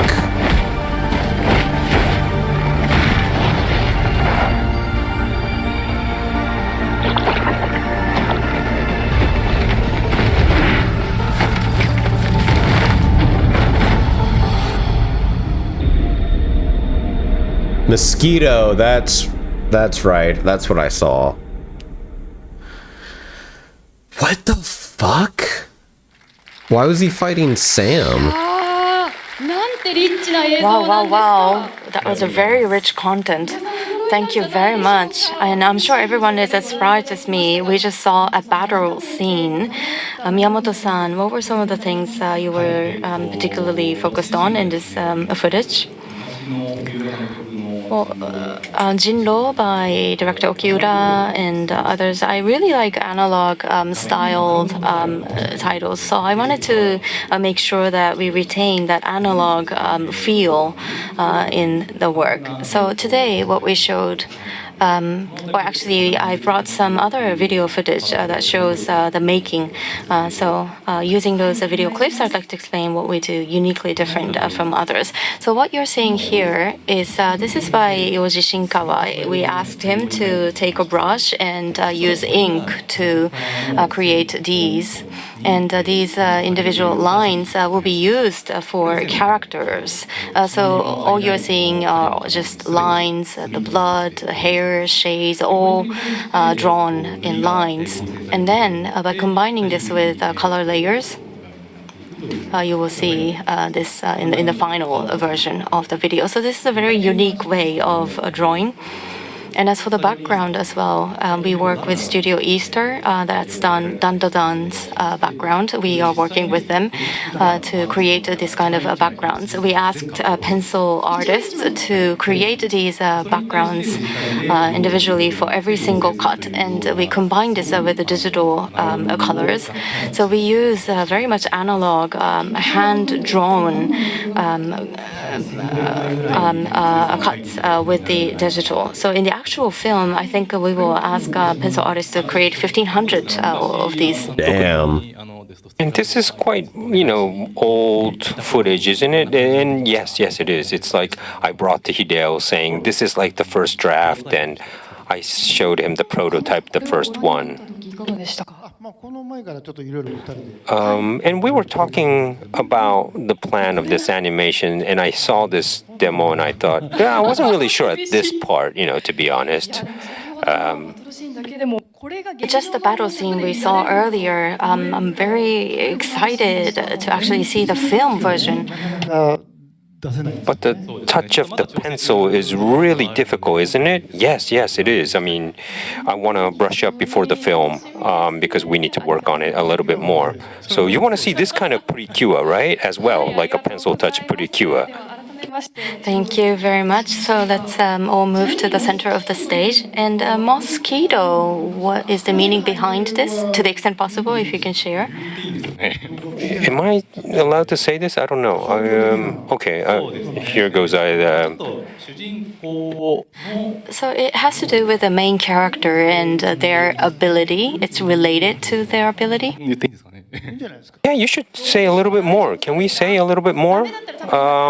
And if someone says no, someone would say no. So let's talk a little bit more. So the character has the ability to suck something. 大切なものを吸うんですよ。 You're already saying it. So he's going to suck something really important. It's not blood, but So we use mosquito as an Interesting. analogy. And this is the main character that we see in this poster. So it's not going to be Sam. Right. So what kind of animated film we will see? I'm very excited. Unfortunately, it is about time to start wrapping up. So Miyamoto-san, please give us a few final words. Well, to those of you who are here and those of you watching the live stream, I think you are very much like me, in a sense that we learned how to be a cool man from Snake. We learned how to fry an egg from Naomi Hunter. When we go to karaoke, we sing Love Deterrence. And then, as an adult, we learned how to connect. What is the meaning of making connections from Sam? So we've always been attracted to the message by Mr. Kojima. And it's not superficial. It has to be something that comes from deep within for us to feel that connections. And I hope to capture that in the film. And I will make sure that we will be able to do that in our film. Thank you very much. Animated film version of Death Stranding is very exciting. Please give a big round of applause as we send Mr. Miyamoto off stage. well, he said really nice things. Yeah. Very passionate person. We still have a little bit more to go. Well, way more to go. So next is about the new title of another one from Kojima Productions. Okay, I'll show you the next one. Is this. Working title. 全然これからです。 Yeah, but this is like just starting. I'm just doing the concept all by myself. And I need to do some experiments as well, but that's about it. What is the progress? Well, it's still conceptual, so making characters and stuff, and also thinking about casting and but no, it hasn't. It's just a start. Still, we can hear something today, right? So today, we have a video message from Herman Hurst, Business CEO of Sony Interactive Entertainment. Hey everyone, I hope you've all been having a fantastic time today. I'm Herman Hulst, I'm the CEO of Sony Interactive Entertainment's Studio Business Group. I couldn't be more honored to be joining you all virtually to celebrate the 10th anniversary of Kojima Productions and the unbelievable contribution Kojima-san has made, not just to games, but to the craft of interactive storytelling over the past 3 decades. Do you know, funnily enough, PlayStation is also celebrating an anniversary this year, its 30th. And I think there's something fortuitous about that. You know, it's impossible to reflect on our success as PlayStation without recognizing the role of Kojima-san and the worlds that you've built in that journey. Across every generation of PlayStation, your unique vision has set new standards for cinematic storytelling while consistently redefining gameplay.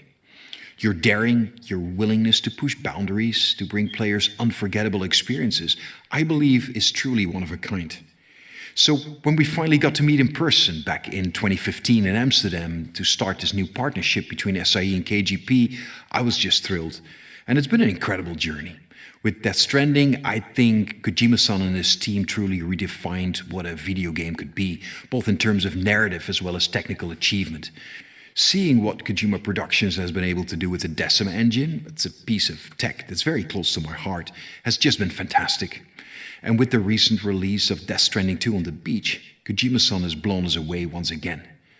This deep history of collaboration makes it all the more special to be celebrating the 10th anniversary of Kojima Productions today.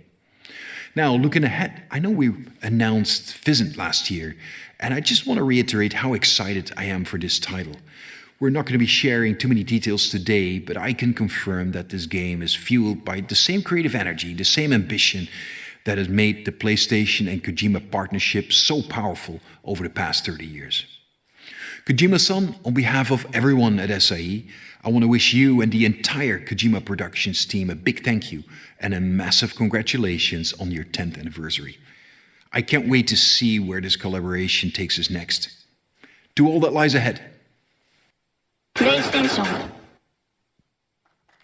はい。期待に満ちたハーマンさんからのメッセージでした。Message from Stan Herman, full of hopes. 次世代の Well, yeah, it's the next stage tactical espionage action game. So it'll be, using technology even further than OD because it's later up it's in the future. We don't have anything that we could show, sorry. But I just created a visual art, so maybe I could just show you that.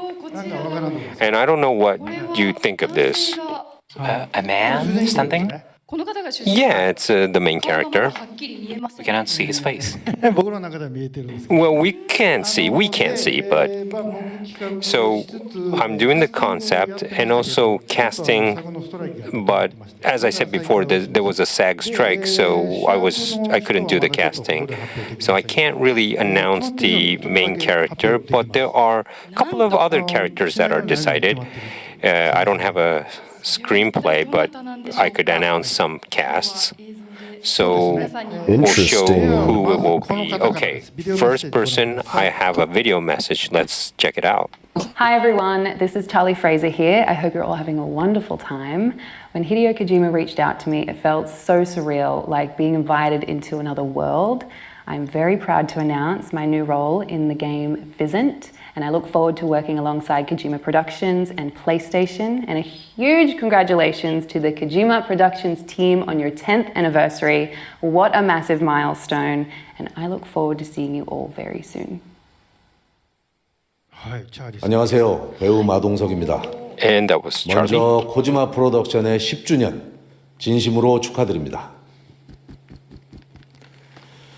네, now I have to retract my statement on the clapping thing because he just had tried to make everyone clap. 코지마 프로덕션의 과감한 아이디어와 새로운 스토리텔링에 대한 열정에 깊이 감명받았는데요. 그래서 이번 코지마 프로덕션의 신작 Pheasant에 합류하게 되어 더욱 영광입니다. I feel like I've seen or heard him before. 프로덕션에서 보여줄 새로운 여정. Is he in the Yakuza games? 함께 동행하면서 함께 기대하고 응원하겠습니다. Or is he in some anime? I've watched a couple things in Japanese and like Yakuza is kind of like the only game I play in Japanese language. It just sounds so familiar. It looks familiar. 出演させていただくことになりました。ありがとうございます。小島監督の作品に出演できることは本当に嬉しく、とても緊張が続いていたのですが、精一杯できることをしていきたいなと思います。この先も撮影が何度かあると思いますが、完成をとても楽しみにしております。頑張ります。ありがとうございました。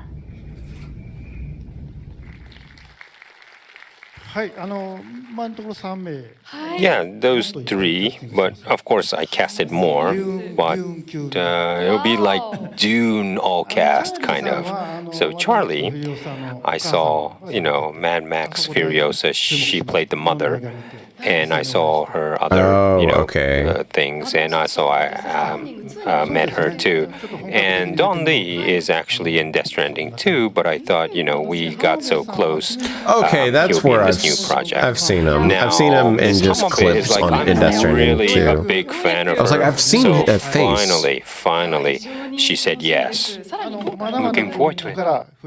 But there'll be more coming up, like even the main character too. So many casts, so exciting. And today we have a model with new technology. Well, I can't really say it yet, but we have DS2, and technology-wise, OD might be higher. And then on top of that, the new technology will come even more. So I'll break the barrier between movie and games. But especially like for Miss Hamabe, an Asian skin was very difficult to capture. So I was talking with Three Lateral using a new technology that they invented. And hopefully it would kind of revive the delicate Asian young lady's skin. So I just want to show you a couple of cuts of how she looks in CG.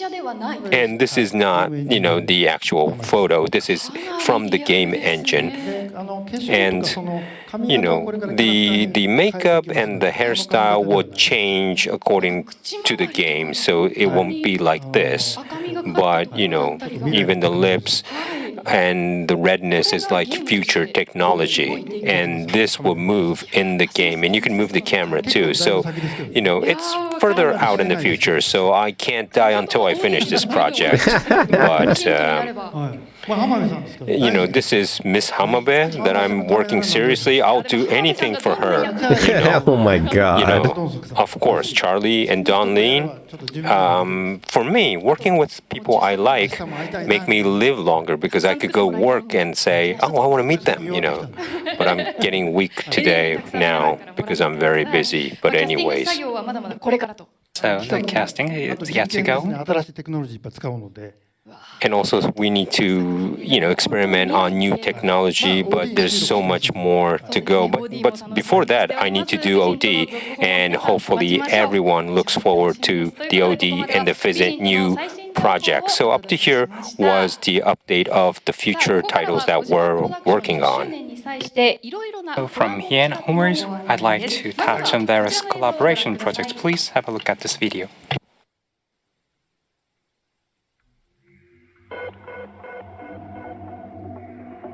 Something of Japan.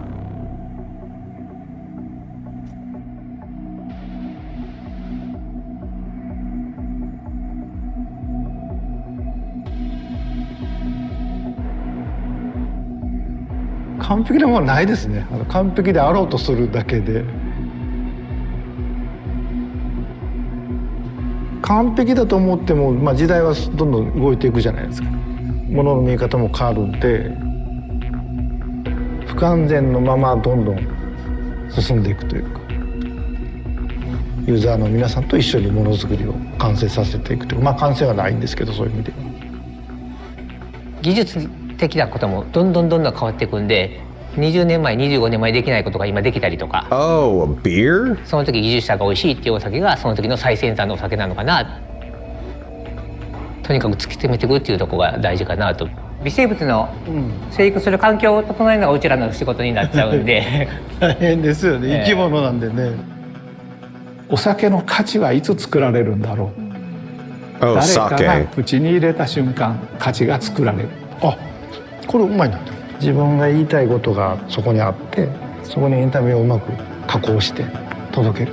多くの人は分からなくてもいいんですけど、中に1人か2人がこういうことが言いたかったんだねみたいな、それが届けばいいと思ってるんで。それが美味しいって言われるとちょっと作りとして嬉しいんです。あ、そうですか。その時代時代のできる限りの一番いい技術を使って酒を美味しくする。こんなぐらいでいいやって言って作ればもっと合理的にもできると思うし、でもそれって面白くないのかな。こういう使い方一回もしてないんで、これは新しいと思うんですけど、ディテールこそが僕はクリエイティブだと思うので、物を作って残せば僕は死ぬけど、肉体は死ぬけど僕の作ったものはミームとして残っていくので、それが動機ですね。なんか物を作ってる人間の技というか意志、こういう酒にしたいという意志でできた酒。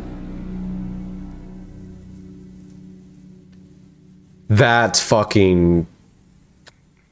I want it. I'm gonna. I'm that sucker. In a year's time, when I'm a successful YouTuber, it's just gonna be nothing but Death Stranding back there. So our partner here is Shimizu Seisaburo Shoten. Please welcome Mr. Shimizu Shintaro, Mr. Uchama Tomohiro, Master Brewer, and Mr. Shinko Yoji from Kojima Productions.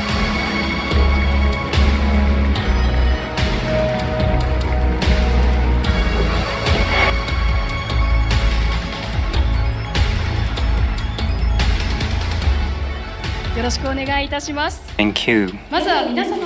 So could you let us know your passions and commitment to this project? So Shimizu-san, please. Yes, we create sake in Suzuka, Mie Prefecture, the Ankoko Zaku. So it's a great honor for me to be able to work together with Kojima-san, and congratulations on 10-year anniversary. So at this milestone as a collaboration Look at his program, tie, it's sake. our sake was picked for the collaboration, and it's a great honor for us. お酒っていうのはさっきからAnd sake, 小島監督の口から新しい as Kojima-san has been 新 saying, しいテクノロジーいろいろあるん new ですけど technology. 我々がやってるのは But what we're doing, 私は酒蔵の経営者 well, I manage the sake brewery, and Uchiyama-san next to me is the master brewer, so in charge of production of sake. And when sake brewery creates sake, master brewer creates sake. Well, actually, we do not create sake. And who does? 麹菌だったり Well, yeast, microbes. These microbes create sake in reality. And what we do is to set up the best environment for them to create sake. And that's what Master Brewer has been doing all the time.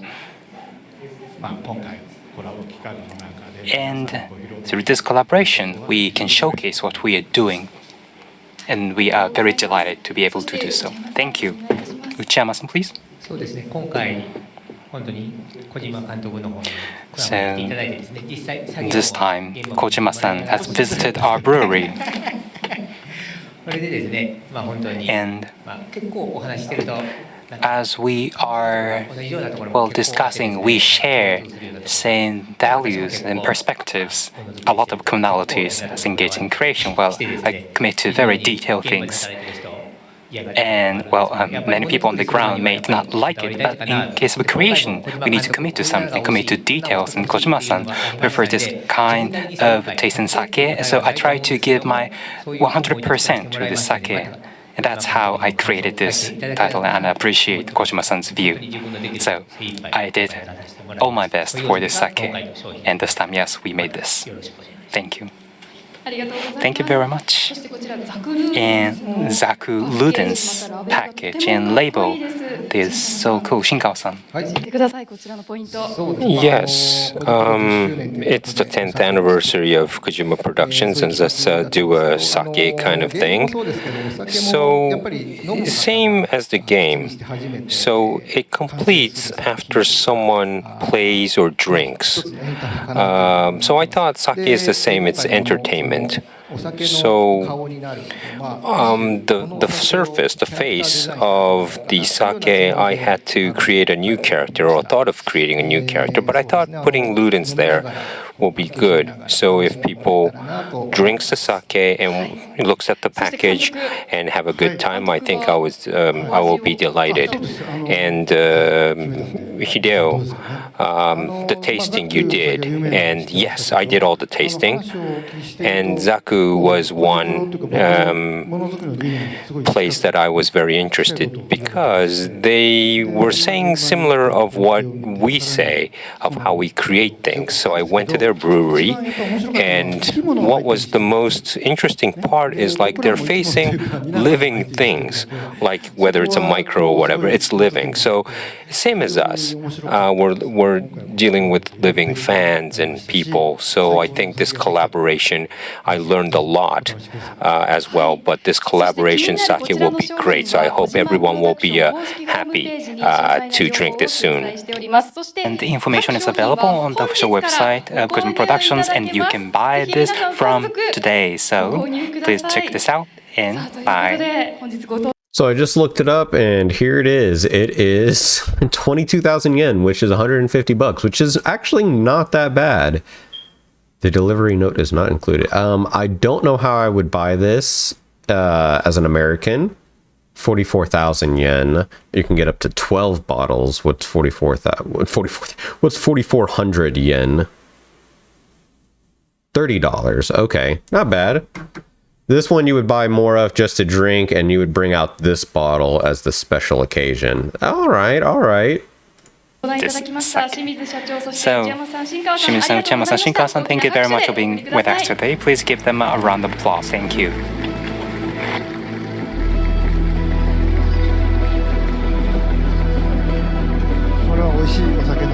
This sake will be very good. Two types, but I hope you select the one that you're interested.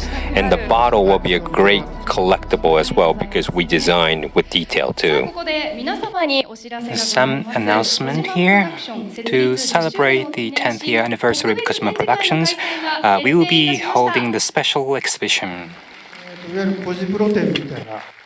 This is like a Kojima production exhibition, kind of, and will be a lot of archives that we could kind of show and the vision of the future, plus looking back to 10 years. So we hope that, you could go see this exhibition where you'll have a bunch of Kojima production stuff, but make sure you stay tuned for more information soon about this exhibition. Thank you so much. Okay, let's move over here for the second phase.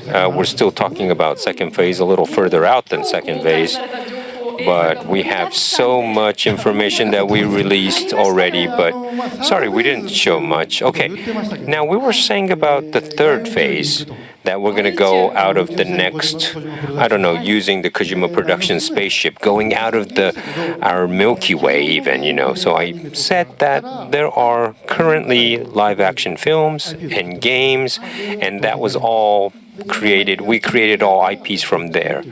But, of course we'll continue doing that. But I said, in phase 3, there'll be something totally different, like right in between movies or games with AIs and everything involved. And it'll be something totally new medium, and we're going to have a new IP from that. And also, one more point is that you'll have entertainment more closely tied up your normal life. From here, I can't show you anything because I haven't brought anything today, and I can't show you inside my head. But I've invited so much guests, special guests, who will be the people who will be making the next 10 years of entertainment, of digital entertainment. They will talk about how the future will change in the entertainment world. So we want to do a little panel of the future of entertainment in the next 10 years. And I think all these people could see and foresee the future. The members are great. You will forget everything you saw today because this panel is so the guests are great. Dude, all right, this is we're just insane. getting the guests ready. So he's basic because if you haven't been keeping up, he keeps joking that he doesn't have long to live, and even in this one that he has been like, oh, I don't know if I'll be around much longer. Maybe he knows something. I think that's just because he probably didn't think he'd be around this long. But second, he's also done the USB drive that's gone around, that meme of he's leaving a flash drive for all of his ideas to the next generation. And look, we're about to meet that next generation of who would be taking over when this man passes on. And I only have 10 years of my life, right? So I have just a little bit more to live. So I was wishing that I could go out of space and get a virus that I could live forever, or I don't know, go on a Andromeda train and go somewhere to get an android body and live forever. But anyways, let's introduce the special guest today. So we will invite a panel of guests who have deep connections to Kojima Productions. So first, I would like to introduce the moderator for this special panel, creator and producer of the it's Game crazy Awards that and Jeff host of Keighley, Summer the Game host of Fest. the Game Jeff Awards, is Keighley. such a great friend of Hideo Kojima.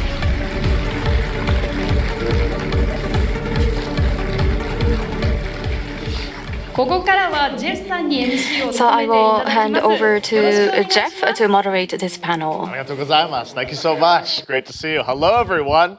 Mr. Kojima, congratulations on 10 years. We're so proud of you. And great announcements today for OD, Fizzent, and so many other things. But this is something that's going to be really special. As Hideo said, we're going to look far into the future of how games and entertainment are going to converge in an even bigger way, and I know that's part of your vision, Hideo, and we have some very special guests with us, some surprise guests. They're going to join us on stage. Mr. Kojima, before we begin, any thoughts as we lead into this special panel?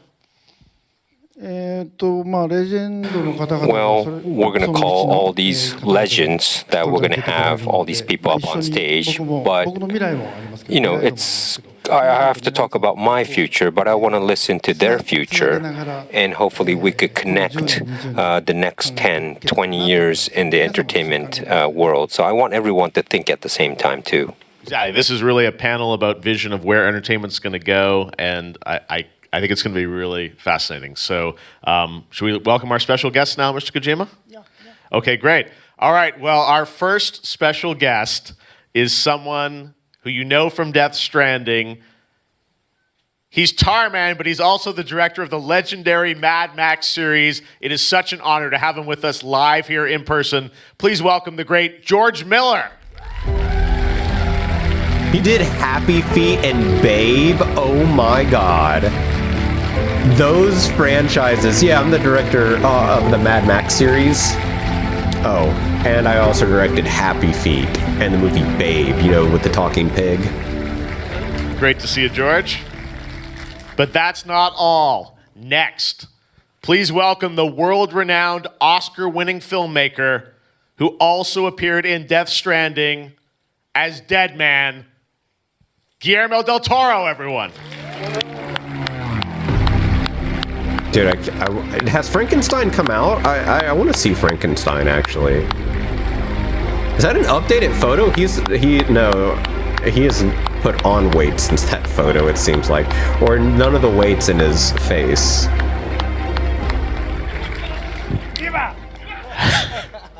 And finally, the legendary figure of Japanese animation who has also appeared in Death Stranding. You know him as the pizza chef in Death Stranding 2, Mamoru Oshii-san. Ghost in the Shell director. Oh my God.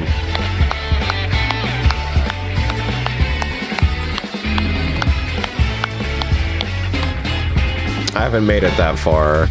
I have seen the pizza Thank you all chef, for joining but I us. haven't Please made it have a that far. seat. I haven't like seen any. I've only seen like him in the trailer, but Well, this is once in a lifetime to have all you guys here for Hideo's anniversary, of course, but also the theme of this panel is the future of entertainment, visions from legends. So first of all, I want to ask all you guys, what did you think of Hideo's announcements? We got a credit card, we got sake, we got games, a little bit of everything. What are your thoughts? Starting with you, George. What did you think of his announcements? Well, first of all, it didn't stop. It goes on and on. It's like a massive feast for somebody who, like everyone around, is into consuming this stories, particularly coming from you. It goes on and on. It's even got sake, and it's just wonderful to look ahead to it. And to see where it's going, there's so many dimensions to it. That's what's so fascinating to me. Guillermo, what are your thoughts? I was hoping for a diet pill, but he didn't want one. But, you know, I'm very excited about OD now because I know how good he is at scaring. You know, we, Ito Juji and him and I had a couple of sessions for a game I will not mention. but he's so good at horror. And I think he's a master at it, so I'm expecting much fear to come my way. It looks incredible. Oshii-san, what are your thoughts on Mr. Kojima's announcements? Got animation coming too, right? Yeah, I was surprised about the animation. I wasn't sure you were working on it. I didn't know you were working on so many different projects. I wonder if it's good for you, actually. For me, I think you work 10 times more than I do. And you are reaching so far and so wide, and I'm a bit worried. Personally, My wish is for Kojima-san to work on something alone, something that is truly by Hideo Kojima. Maybe you can write a novel.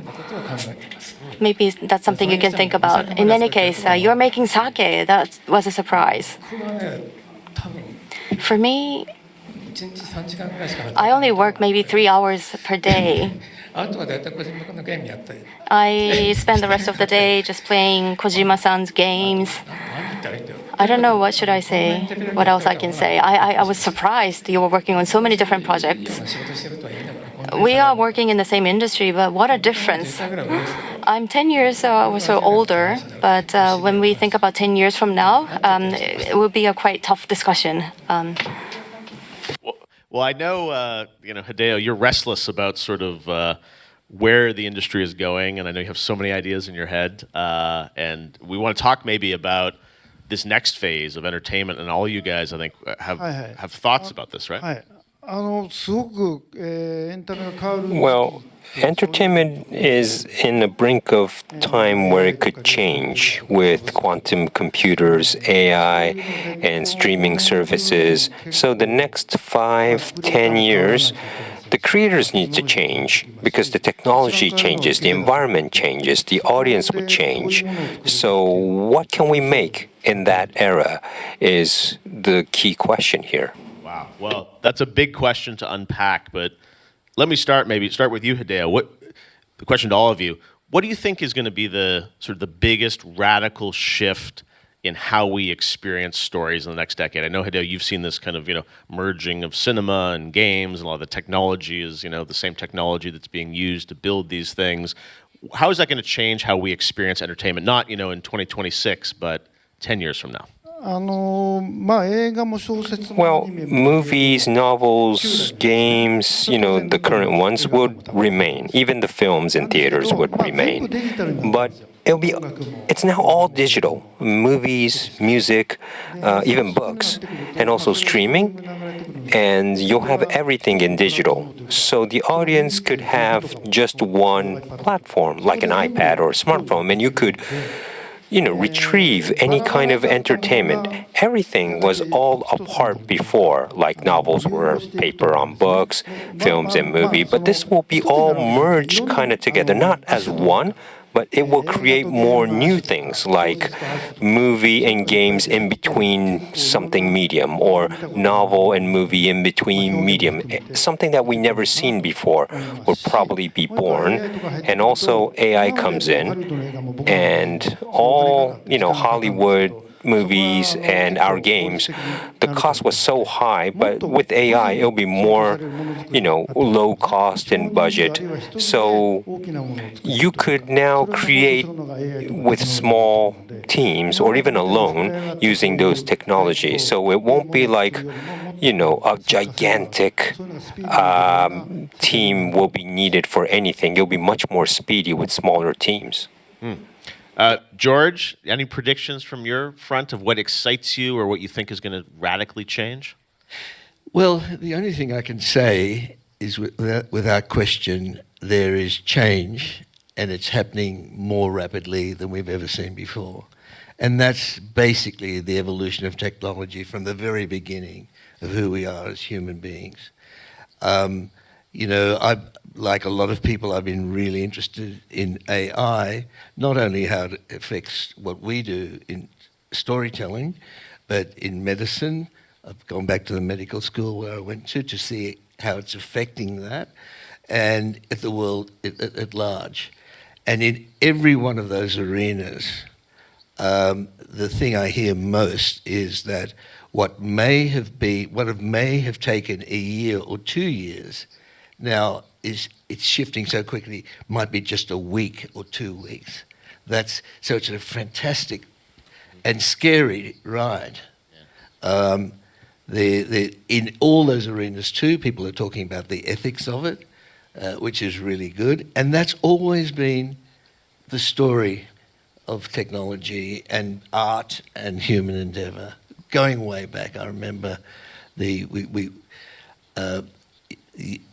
so there's a kind of dichotomy to it. Even though the technology is changing, there's some things that are always constant. And that is the fundamentals of storytelling. Without going on too long, the one thing that's unique about Australia, where I come from, is that there is a culture that's a surviving culture that's at least 65,000 years old in the indigenous Australians.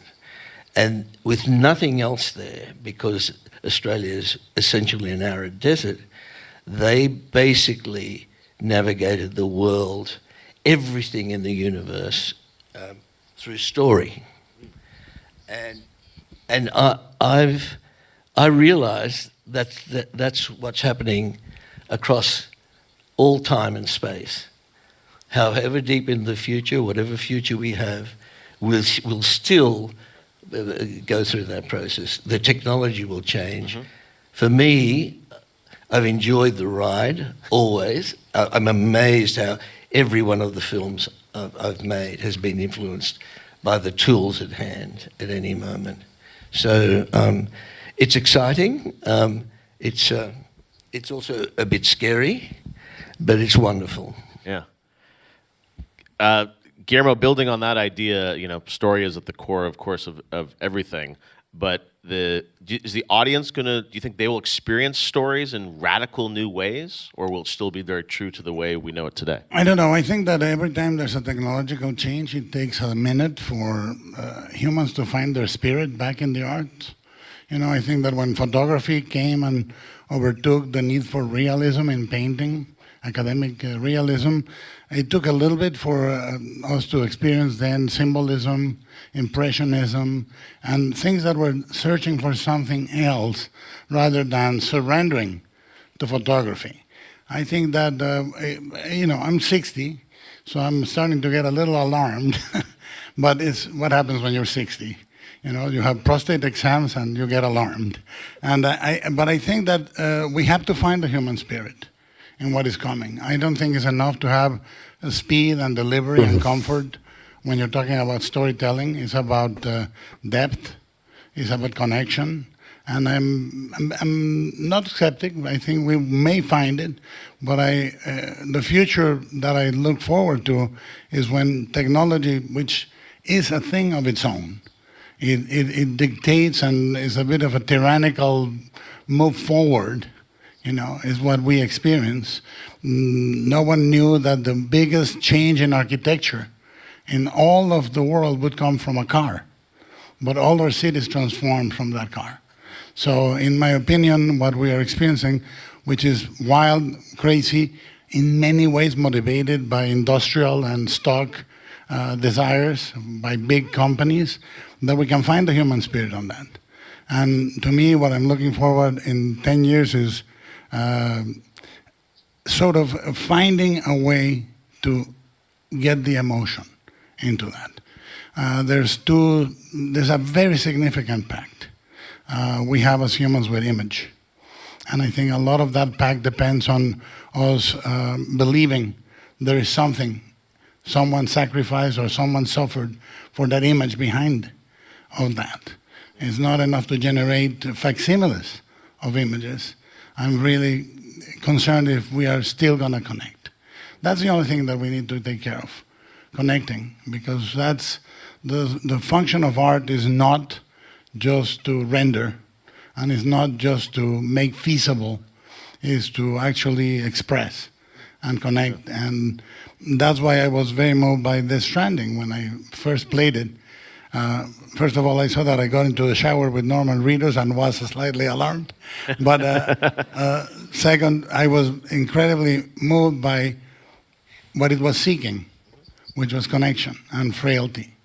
And I love when that happens, especially with Hideo, when things that are highly evolved are seeking the basic emotion.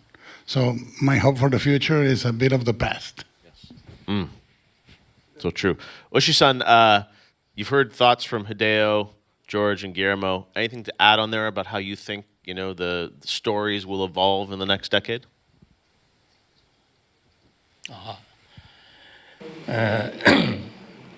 技術的な変化っていうのは Well, with all these technological changes, it is true, as an animated film director, I've been working in the industry for over 50 years, but what's happening over the past 5-6 years is comparable to what has happened over the past 5 decades. We are seeing rapid change, drastic change, even hand-drawn titles. We take motions, and also AI is being introduced into the field. We are using AI as tools. So the animation, the creation process has already undergone significant change. And every time we do or we work on a project, everything changes. So if we are working on a title every 3 years, by the time we are finished, everything has changed. All the technology behind has changed. We need to start anew. When it comes to story, for me, essentially, I think from long ago, stories have not changed much. As humans remain human, I think stories will remain unchanged. But the characters that express the stories, where I want to pay attention to, of course, the characters fitting for the given time, characters that have that foreshadow the times to come. So I think those are the characters that I need to focus on and shed light on.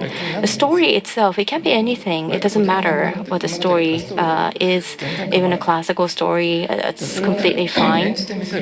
But to act the story out, the characters that appear in the story are important. Especially for me, what I do is animation. So the theme, perhaps for my industry, is slightly different from the film industry, because we don't rely on actors. We need to rely on ourselves and what goes on in our own minds, and try to create that into animations. So that's an advantage as well as a challenge for us. For technology and how it affects storytelling, since changes are occurring rapidly, even if we go against the changes, we cannot. We washed away. And when you try to ride this tide, it's also difficult. But maybe another option is to ignore all those changes happening. Perhaps that's one option for us as human beings. And for people who do not have a real existence, maybe like cyborgs and clones, I'm attracted to these beings. So that's maybe where I'm coming from.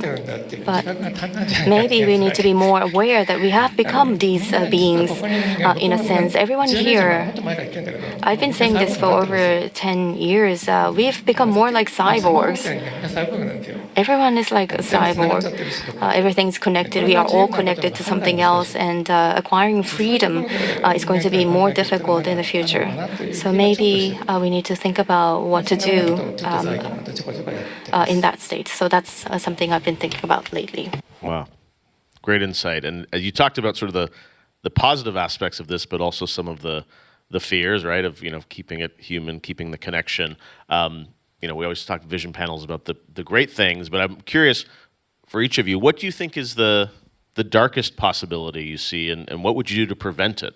The fear that that all this technology. This is a great panel discussion. Not gonna lie. And how do you think we can prevent it? Starting with you, Hideo.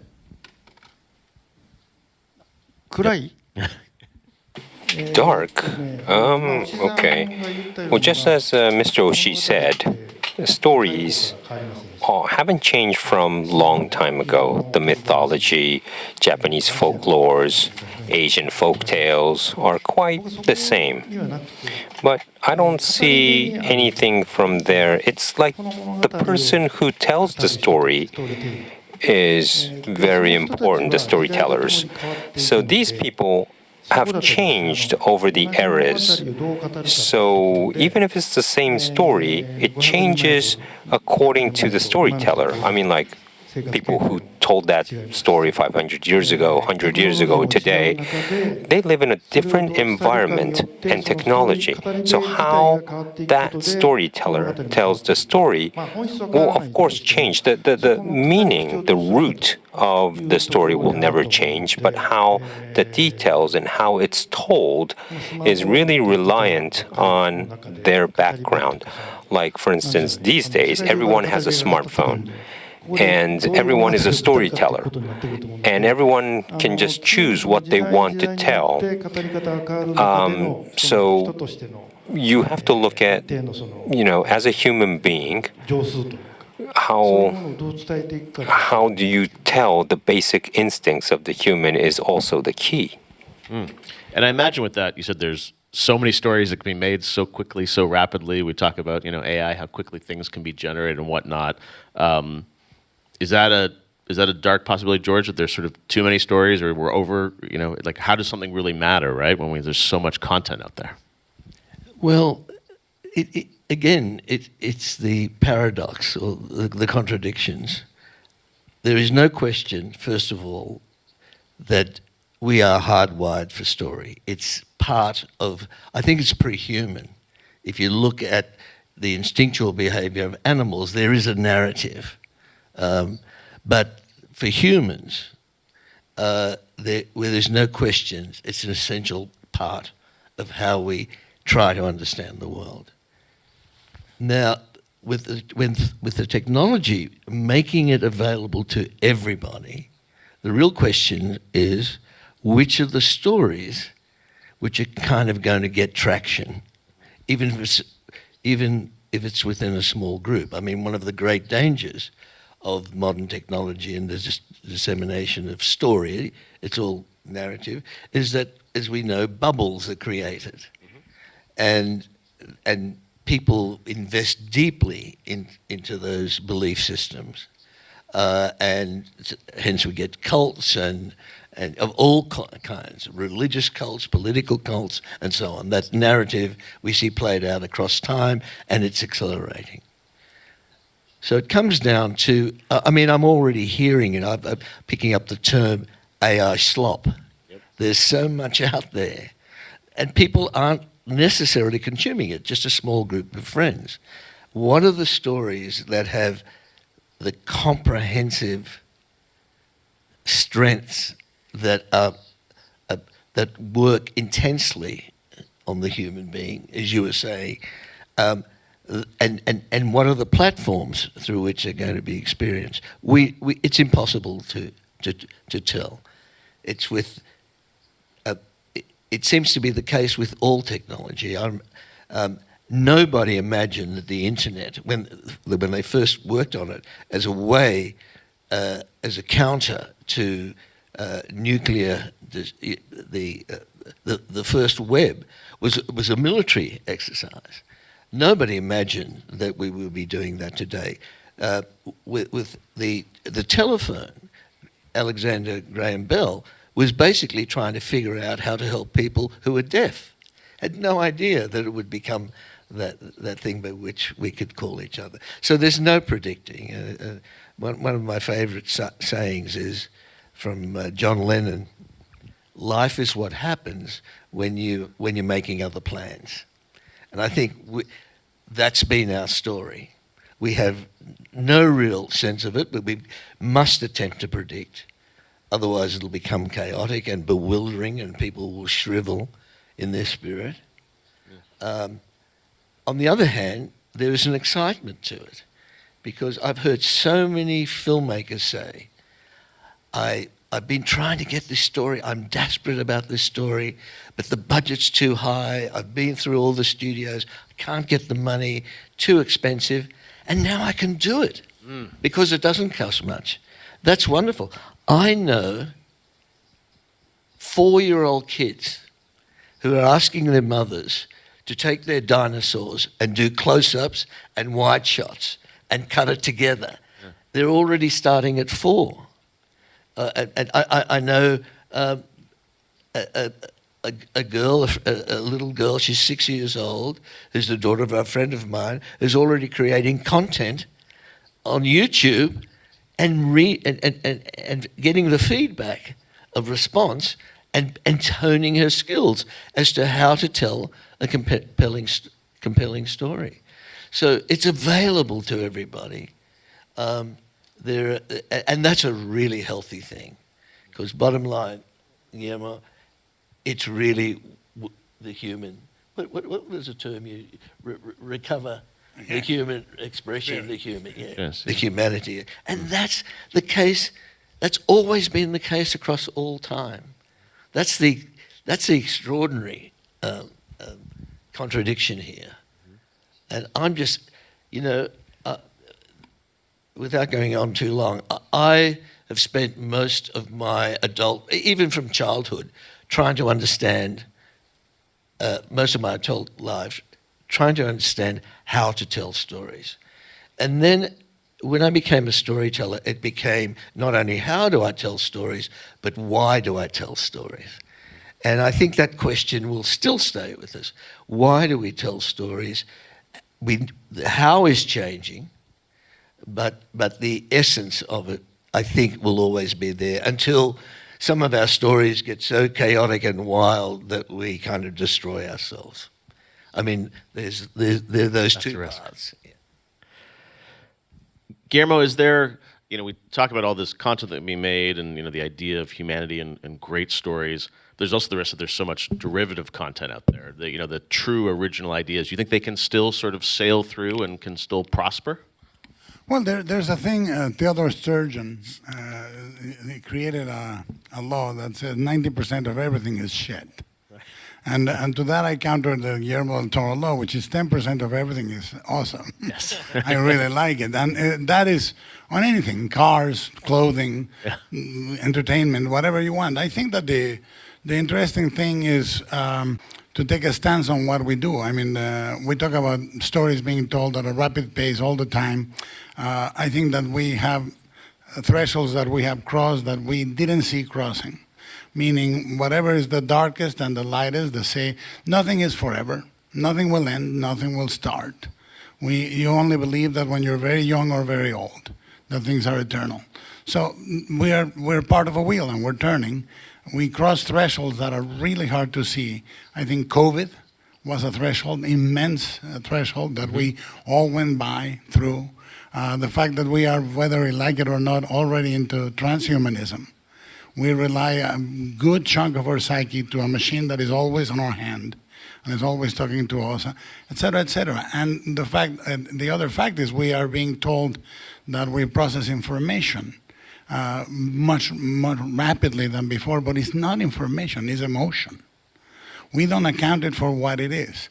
We cannot go through 3 tragedies in 1 minute and then see a skateboarding squirrel in Central Park and then see a dog follow a car in a funny way. No, we can't. We can't, so we have to make the decisions. How much of that we let in a moment where we are talking about pipeline and content, which are basically sewage language or oil language or moving volumes, and not only what we let in, but how much what we do with what we put out. Meaning, all storytelling goes down to 2 stories: the ones that absolve you and blame others, or the ones that make you responsible and allow others to exist in a different way. That's it. There's no other 2 storytelling. And if our storytelling is just praising ourselves and absolving ourselves, and we need the constant feedback of that, then that's one future. The other one is very interesting. But I'm telling you, already, whoever is going to change this is already been born. It's either 5 years old, 3 years old, 10 years old, I don't know, but that person is already thinking about what to do with the world, because we don't leave the world the way it is. We don't. Storytellers don't. We're not going to just take it. Somebody's already online to tell us all the old folks how to do this. Yeah. And that is my biggest hope. I mean, to the darkest, there's a great line on No Country for Old Men. He says, what are you looking for? And he says, what's coming? And says, no one sees that. Yeah. And I think that's true. You can strategize against 20 things, and the human spirit will give you 3 more that you never thought about. So that's the darkest and the biggest hope I have. And That's crazy to think about. I never thought about when people are like the content that you're being fed, or whether it be on the TikTok, the constant content that he was talking about, or even in the slower pace before shorts and stuff like that, is that, well, yes, some more, and I guess more of it applies to today's term and word of content than before, but instead of content you're consuming emotion. You weren't meant to suppose, and when people are like, oh, you weren't meant supposed to see that much information, is it information? Is it though? Like, no, it's not information of like, you need to know this to learn and stuff like this. It is emotion. It is showing you an emotion and showing you something to get an emotion out of you. Most of the time, it's people always say content for reaction, and like, I like how he was like, they're using all these words to take away from the emotion of it. That is really cool. What I think is exciting is that, games, going back to that, sits at the core of some of this. Oshi-san, I wanted to get your thoughts on this, and also, do you you talked about playing Hideo's games, spending time playing games. Do you think, how do you think games fit into this sort of entertainment storytelling equation in the future?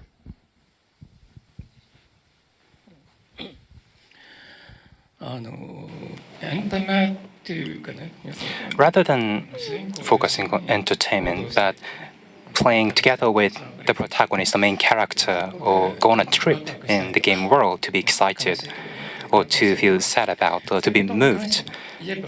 And from that perspective, I think to focus on experiences in game. So I think we are now engrossed and swallowed by games. In films, you have 2 hours or so. It's become lengthy, but games, you will spend 200 hours or 1,000 hours. You can play the same game for a very long time. Well, from that perspective, to resonate with the contents in the entertainment. From that perspective, I think game will be swallowing films in the forward. It cannot compete with the games. And Kojima-san's game, I played, when I played Fanto game, I felt that way. Films cannot compete with games. That's what I felt playing on Kojima-san's game in terms of storytelling, in terms of volume of the information and characters. Well, I do not think films can compete with games. That's what I discussed with Kojima-san. But what we can do, that is something we need to think about. So I think that would be the themes that we need to think about. Well, we would be forced to be just one of the alternative options, or can we gain something new so that we can win new fans for the film industry? Or with regard to technology, well, the worst case, what would be the darkest possibility in the previous question? Well, one thing I have in mind, well, technology is not equally shared by everyone, depending on the region or nation. Based on this unit, there's a disparity of technology across the globe, and the technology disparity means there's disparity or gaps, narrowing, the widening gaps, so due to the system, and also the generational gaps as well. Well, our job is to create something new for younger generation. But it has not been the case anymore. Well, not just younger generation, not just for children or kids, but for high school students, teenagers, or people in their 30s. Into this generation, as well as adults who know everything in the 30s or 40s, 50s, but it's totally different how we can approach these tiers of audiences, and there will be technological gap between these tiers and generations. Well, I think that is, well, one possibility we need to keep in mind. Well, we together with a younger generation, youth, and we have some leeway to make use of technology, new technology, but on an individual basis, it would be more and more difficult. So that possibility would relate to the disparity in terms of technology that may widen the gaps. That is some vague feeling I have. And also, from the creator's perspective, to express something, well, how should I put this? Within something I create, the values, my values, or, well, my philosophies, if you will. That is something that, well, we are having difficulty trying to convey with the audience more and more. And as a result of that, our style, in terms of semiology or in terms of principles of how you can give reward to audience, from that perspective, trying to disseminate a meme that may be regarded as our job going forward. Well, I feel that way from Kojima-san. So Kojima-san, you're trying to, well, your worldviews and passions and values, that's something you're trying to convey through your title. But at the same time, Kojima Hideo, your style of expression that's disseminated through the web, through the games, to the world. So Kojima-san's meme would be well found across the globe going forward. But I think that's okay, that's fine. So originality may not be, well, of that importance. So I think that is something I think would occur in the future. And from that perspective, and from the perspective speed and in terms of market, the films will have some difficulty. It may be swallowed up by games going forward. Of course, films would still exist. It's not gone together as with animation. It would be there. However, it may be some traditional artwork. It could be traditional artwork in some scenarios. And animation, well, anime tend to be regarded as a traditional artwork. So if we stick to that, that may be a scenario we may find ourselves in. It's not a bad thing in itself. However, that may be likely to happen. Well, I think I'm talking about only neutral things, but, well, I think, well, the future, there will be a lot of difficulty we need to get over. But at the same time, human beings, well, you need to live a finite life. The three of us, we will have difference in our ages by 10 years old or so. Well, I think it's time for us to gradually leave this world. I don't want this to sound rude, but, well, we have a limited amount of time, and what are we going to do in this time? I think that's what we will need to revisit. And from that perspective, there may be some generational gaps because of the time available, and there would be the disparity in gaps between generations. But what we can do is try to convey something that may be different in the future, but trying to convey something. And in animation, well, it tends to create memes, and that would readily spread across the globe. So I think that is something we can find in the cultural world or in the world of expression. So that's how I feel. So you mentioned the idea of film being a finite piece of content for a few hours. Games, as you said, having tens or hundreds or thousands of hours of them. I'm curious, George and Gary, about when you look at as you build universes moving forward. Do you see do you think of now of sort of like here's the film expression, here's the series, here's the game? Do you think that's going to be something we're seeing more of? Sort of this universal view of a story and how it can sort of live on an ongoing basis. Well, I think we see it already happening. We saw it today. You are working on several different platforms and different media, and that's legitimate. It's look. I keep on sort of finding refuge in what's constant. And is always there. That seems to be immutable as to who we are as humans. And I also find a great excitement as the tools develop.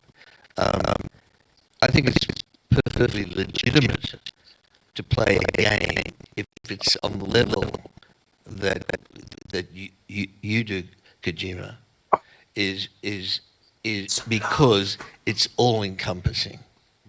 When I've been involved,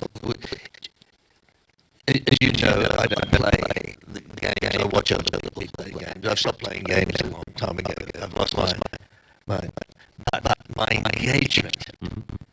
I never fail to be engaged in the way that we all do with stories. We apprehend stories at every level as a human being. Viscerally, emotionally, intellectually, anthropologically, in terms of our spirituality and mythology, it's constant. Any story that you hear from a neighbour, your family, your favourite sporting team, whatever, the ones that really stick are those that hit all those levels and have all those dimensions. And if it takes how long is it to play this training? How long? It's long. 20 hours? Yeah, you're spending 30 plus hours sometimes. Yeah. So if it takes a game, you're lost in the life of that. Sure, you're not out in the street or in the wilderness playing the game, but your process is the same. And we've all heard stories of people who on chemotherapy. In fact, I have a niece who's going through very severe chemotherapy, and all she can do is play a game, and gives her the comprehensive experience of endeavour, of worry, of anxiety, of triumph, and all of that sitting because she can't move any other way. So that's a very legitimate. Did you shed him? We can't. You're right. We can't be afraid because that's not who we are. It's a question of riding that wild beast that we're on, and some of us falling off and being crushed, and some of us managing to get through to, further down the track and passing it on somehow. That's my sentiment anyway. Yeah, I think everybody has been looking for that holy grail, and I do believe it exists, and I do believe that you can permeate one platform through another, 100%, and some of it is already being enacted with partially controlling cinematic moments in a game and this and that, and many of these have been pioneered by Kojima-san and others. But I think what is beautiful is that we are seeking an experience, and nobody, I don't think even Kojima-san knew that for me, part of surviving COVID was Death Stranding. You never know where, you cannot just say this is good, this is bad. As you were talking about the chemotherapy, I think that there is an alternative way of thinking and experiencing that many people will find useful to push the storytelling to the next level. And it is coming. And I think somebody will crack that code and make it work. And I think it is imminent. I believe it is. Wow. Well, it's been fascinating. We got through 2 out of about 20 questions I wanted to ask you guys. This is such fascinating conversation, but we do have to wrap it up. Let's give a big hand to our panel here. 2 out of the 20 questions. They will stand. We're going to take a little photo here, right? Right.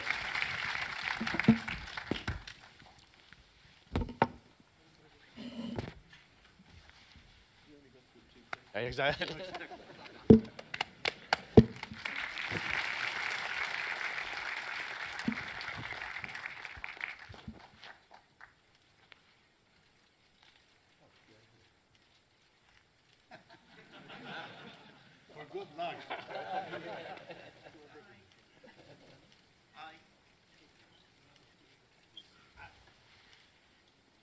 That's so cool. This was an amazing Fantastic. panel. Thank you so much. George Miller, Guillermo del Toro, Oshi-san. Thank you, GMO del Hideo. Toro. That was fantastic. Thank you so much. Thanks, everybody. Oh. Okay, we still have a little bit more left. There's still actually some left. That's not the end. いやこれから先どうでしたかね。いや非常に So how was it? The legends, each word was so shocking. It probably struck a lot of people. And everyone has fears for technology, but we have to move on. So any era, if you have technology, you have the dream, you have the passion, which way, which path you want to go. So even the entertainment world, what's the center of the entertainment world will always be the story, and that will never change. So these days, you could be the storyteller. Sorry, for me, I misunderstood the question, but if all of the world is connected on internet and become a storyteller, there'll be still, even though we're connected, there are some places that are fighting and not really connected. So what should we do in the future? Should we change the way we live, or the technology would solve this? But the talk was really good about how we see the future and how we should walk towards the future, and that was a great panel. Thank you so much. So in the special panel, we heard many ideas, visions for the future entertainment. So next, we will talk about Kojima Productions' new project that will realize such new form of entertainment. Please take a look at this first.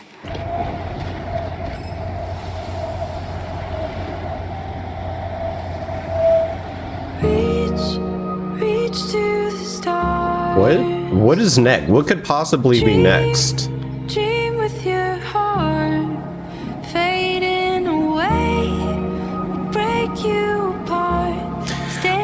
Okay, so I did see one tweet where it was like Niantic and Kojima Productions were working on something. Don't be afraid.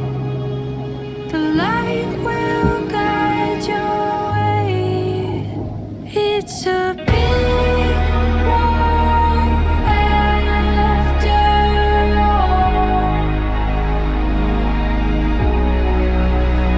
It's a big one after all. It's a big, big one. Dive deep in the dark. Look, you've come so far. Don't walk away before you can start. Stand up, stand proud as you are. This is like some Division type tech. If you've ever seen the Division, stuff like this would happen. You could an AR world would render.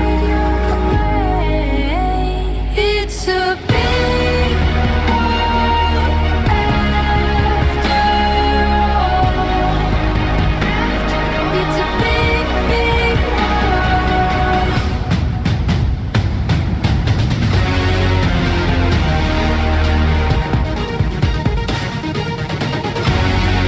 Niantic Spatial and Kojima Productions. Okay. That's going to be interesting because they're not meta glasses, but he's just using any glasses as a AR screen. But that's very interesting. This is indeed exciting. So let's welcome onto the stage founder and CEO of Niantic Spatial, John Hanke.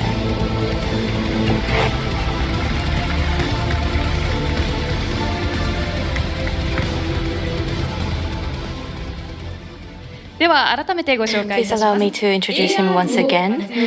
This is Mr. John Hanke, CEO of Niantic Spatial, the company behind numerous innovative projects using AR technology. We are delighted to have you with us today. Would you give us a few words of greeting first, please? Absolutely. Thank you. It's so honored to be here. So our work at Niantic over the past decade has been driven by a single, simple but powerful idea: that technology can bring us closer to the world around us and to each other. When we launched our first game, Ingress, we saw people connect in ways that really surprised and delighted us. Today, players continue to meet their best friends or even their partners through the game. They form local communities that are connected to a global network of players around the world. They explore new cities, hike mountain trails, and most importantly, make real and lasting relationships.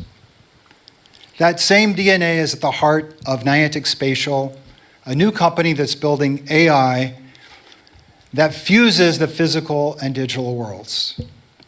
We use our expertise in mapping to give teams a new canvas for storytelling in the real world. Our geospatial AI is designed to make the real world understandable to computers and machines in a way that enables the creation of more playful, interactive, and fun experiences for all of us to share. Once you've understood reality, then you can bend it to create whole new experiences. We've been fortunate to find a creative partner in Kojima Productions who shares this vision. We're grateful to Kojima Productions for choosing Niantic Spatial as a technology partner to begin to explore ways to weave their much-loved universes into the real world so players can experience these stories in completely new ways, together, outside, with other people.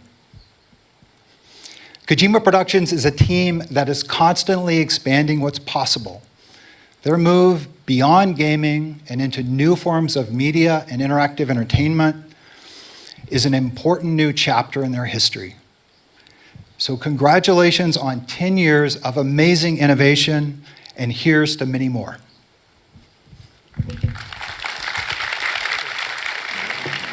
Thank you very much. So just now, move beyond the screen. It says move beyond the screen as we see on the screen. Is this the kind of world that we are going to realize? Yes, we're always creating game in the screen, even smartphones or whatever, and we want to liberate that. So your normal real life, if there's art and entertainment in your everyday life, I thought that was brilliant, and I was always thinking about that. So looking at John's technology, I thought this was possible, so we kind of teamed up here. So up to now, the AR technology projecting something onto the real world, that technology, I think we can kind of have a rough image of what it is. But are we going to have some technology that is going to go beyond that? What is the rough image of? Well, I can't really speak about details yet, but if you're like, climbing a mountain, but there's still entertainment there. Like, well, to give just a wild example, it's like the real Death Stranding in the real world, and you could connect with people, or you could connect with the actual environment there in your city. But previously, it was like, virtual reality, but this time I'm thinking more about connecting with the real environment. And John-san, to the extent possible, if you can share, what kind of world, what kind of environment will this create in your mind? Well, I hope that it creates one that brings people together to play. I think if there's one need we have in society right now, it's something that unifies us and doesn't pull us apart. And I think storytelling, as was pointed out in the last panel, has always been humanity's way of coming together.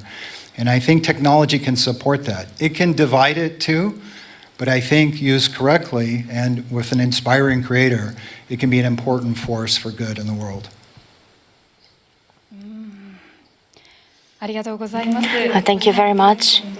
So this is going to be a special collaboration, new game experience through the collaboration of Kojima Production and Niantic Spatial.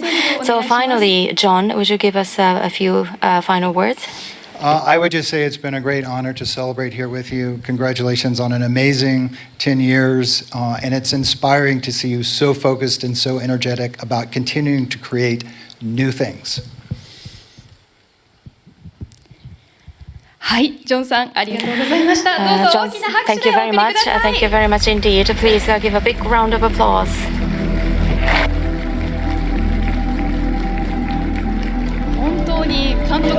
Wow, that was something. What does Hideo has in his mind? Well, I can't die yet. Yeah, I guess. But I still have limited amount of time. Anyways, so the event is almost close to the end. And we would like to kind of have everyone who came up on the stage today come up on the stage, so just gather around on the stage for all the guests that came today. Please give a big round of applause to all the guests and VIPs and the masters who came up on stage today. So everyone, please come up, join us on stage. What a wonderful group of guests to celebrate the 10th anniversary, all up on the stage. Is everyone ready? So, Mr. Kojima, over to you. Kojima Productions celebrating the 10th anniversary. I'm sure you have a number of memories and thoughts and experiences running through your mind. So what is your thoughts on today's event? And please give us a message for everyone here who have gathered here at the venue.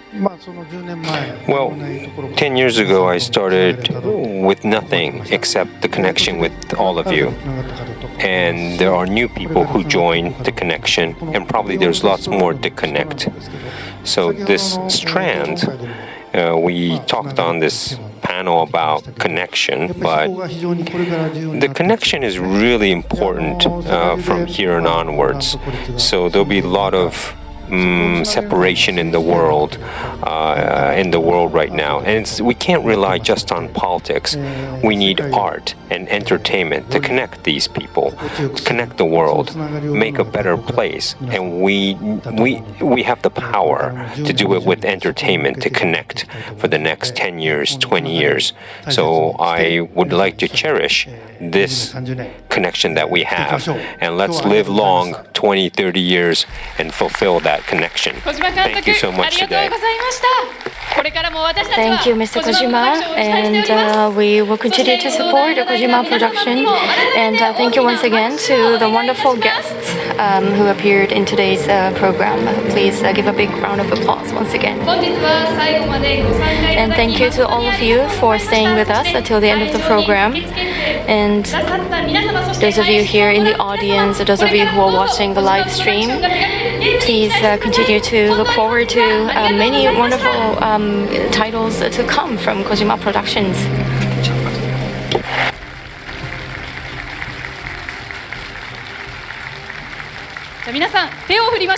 Let's all wave hands. Shake hands. Let's wave hands. Shake hands.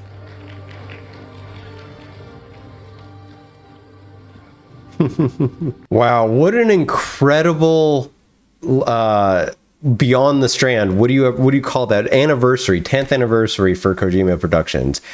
Outstanding. There's a lot to unpack in there. There's a grand amount of just lore drops as in just like Kojima's life and the people that he's met.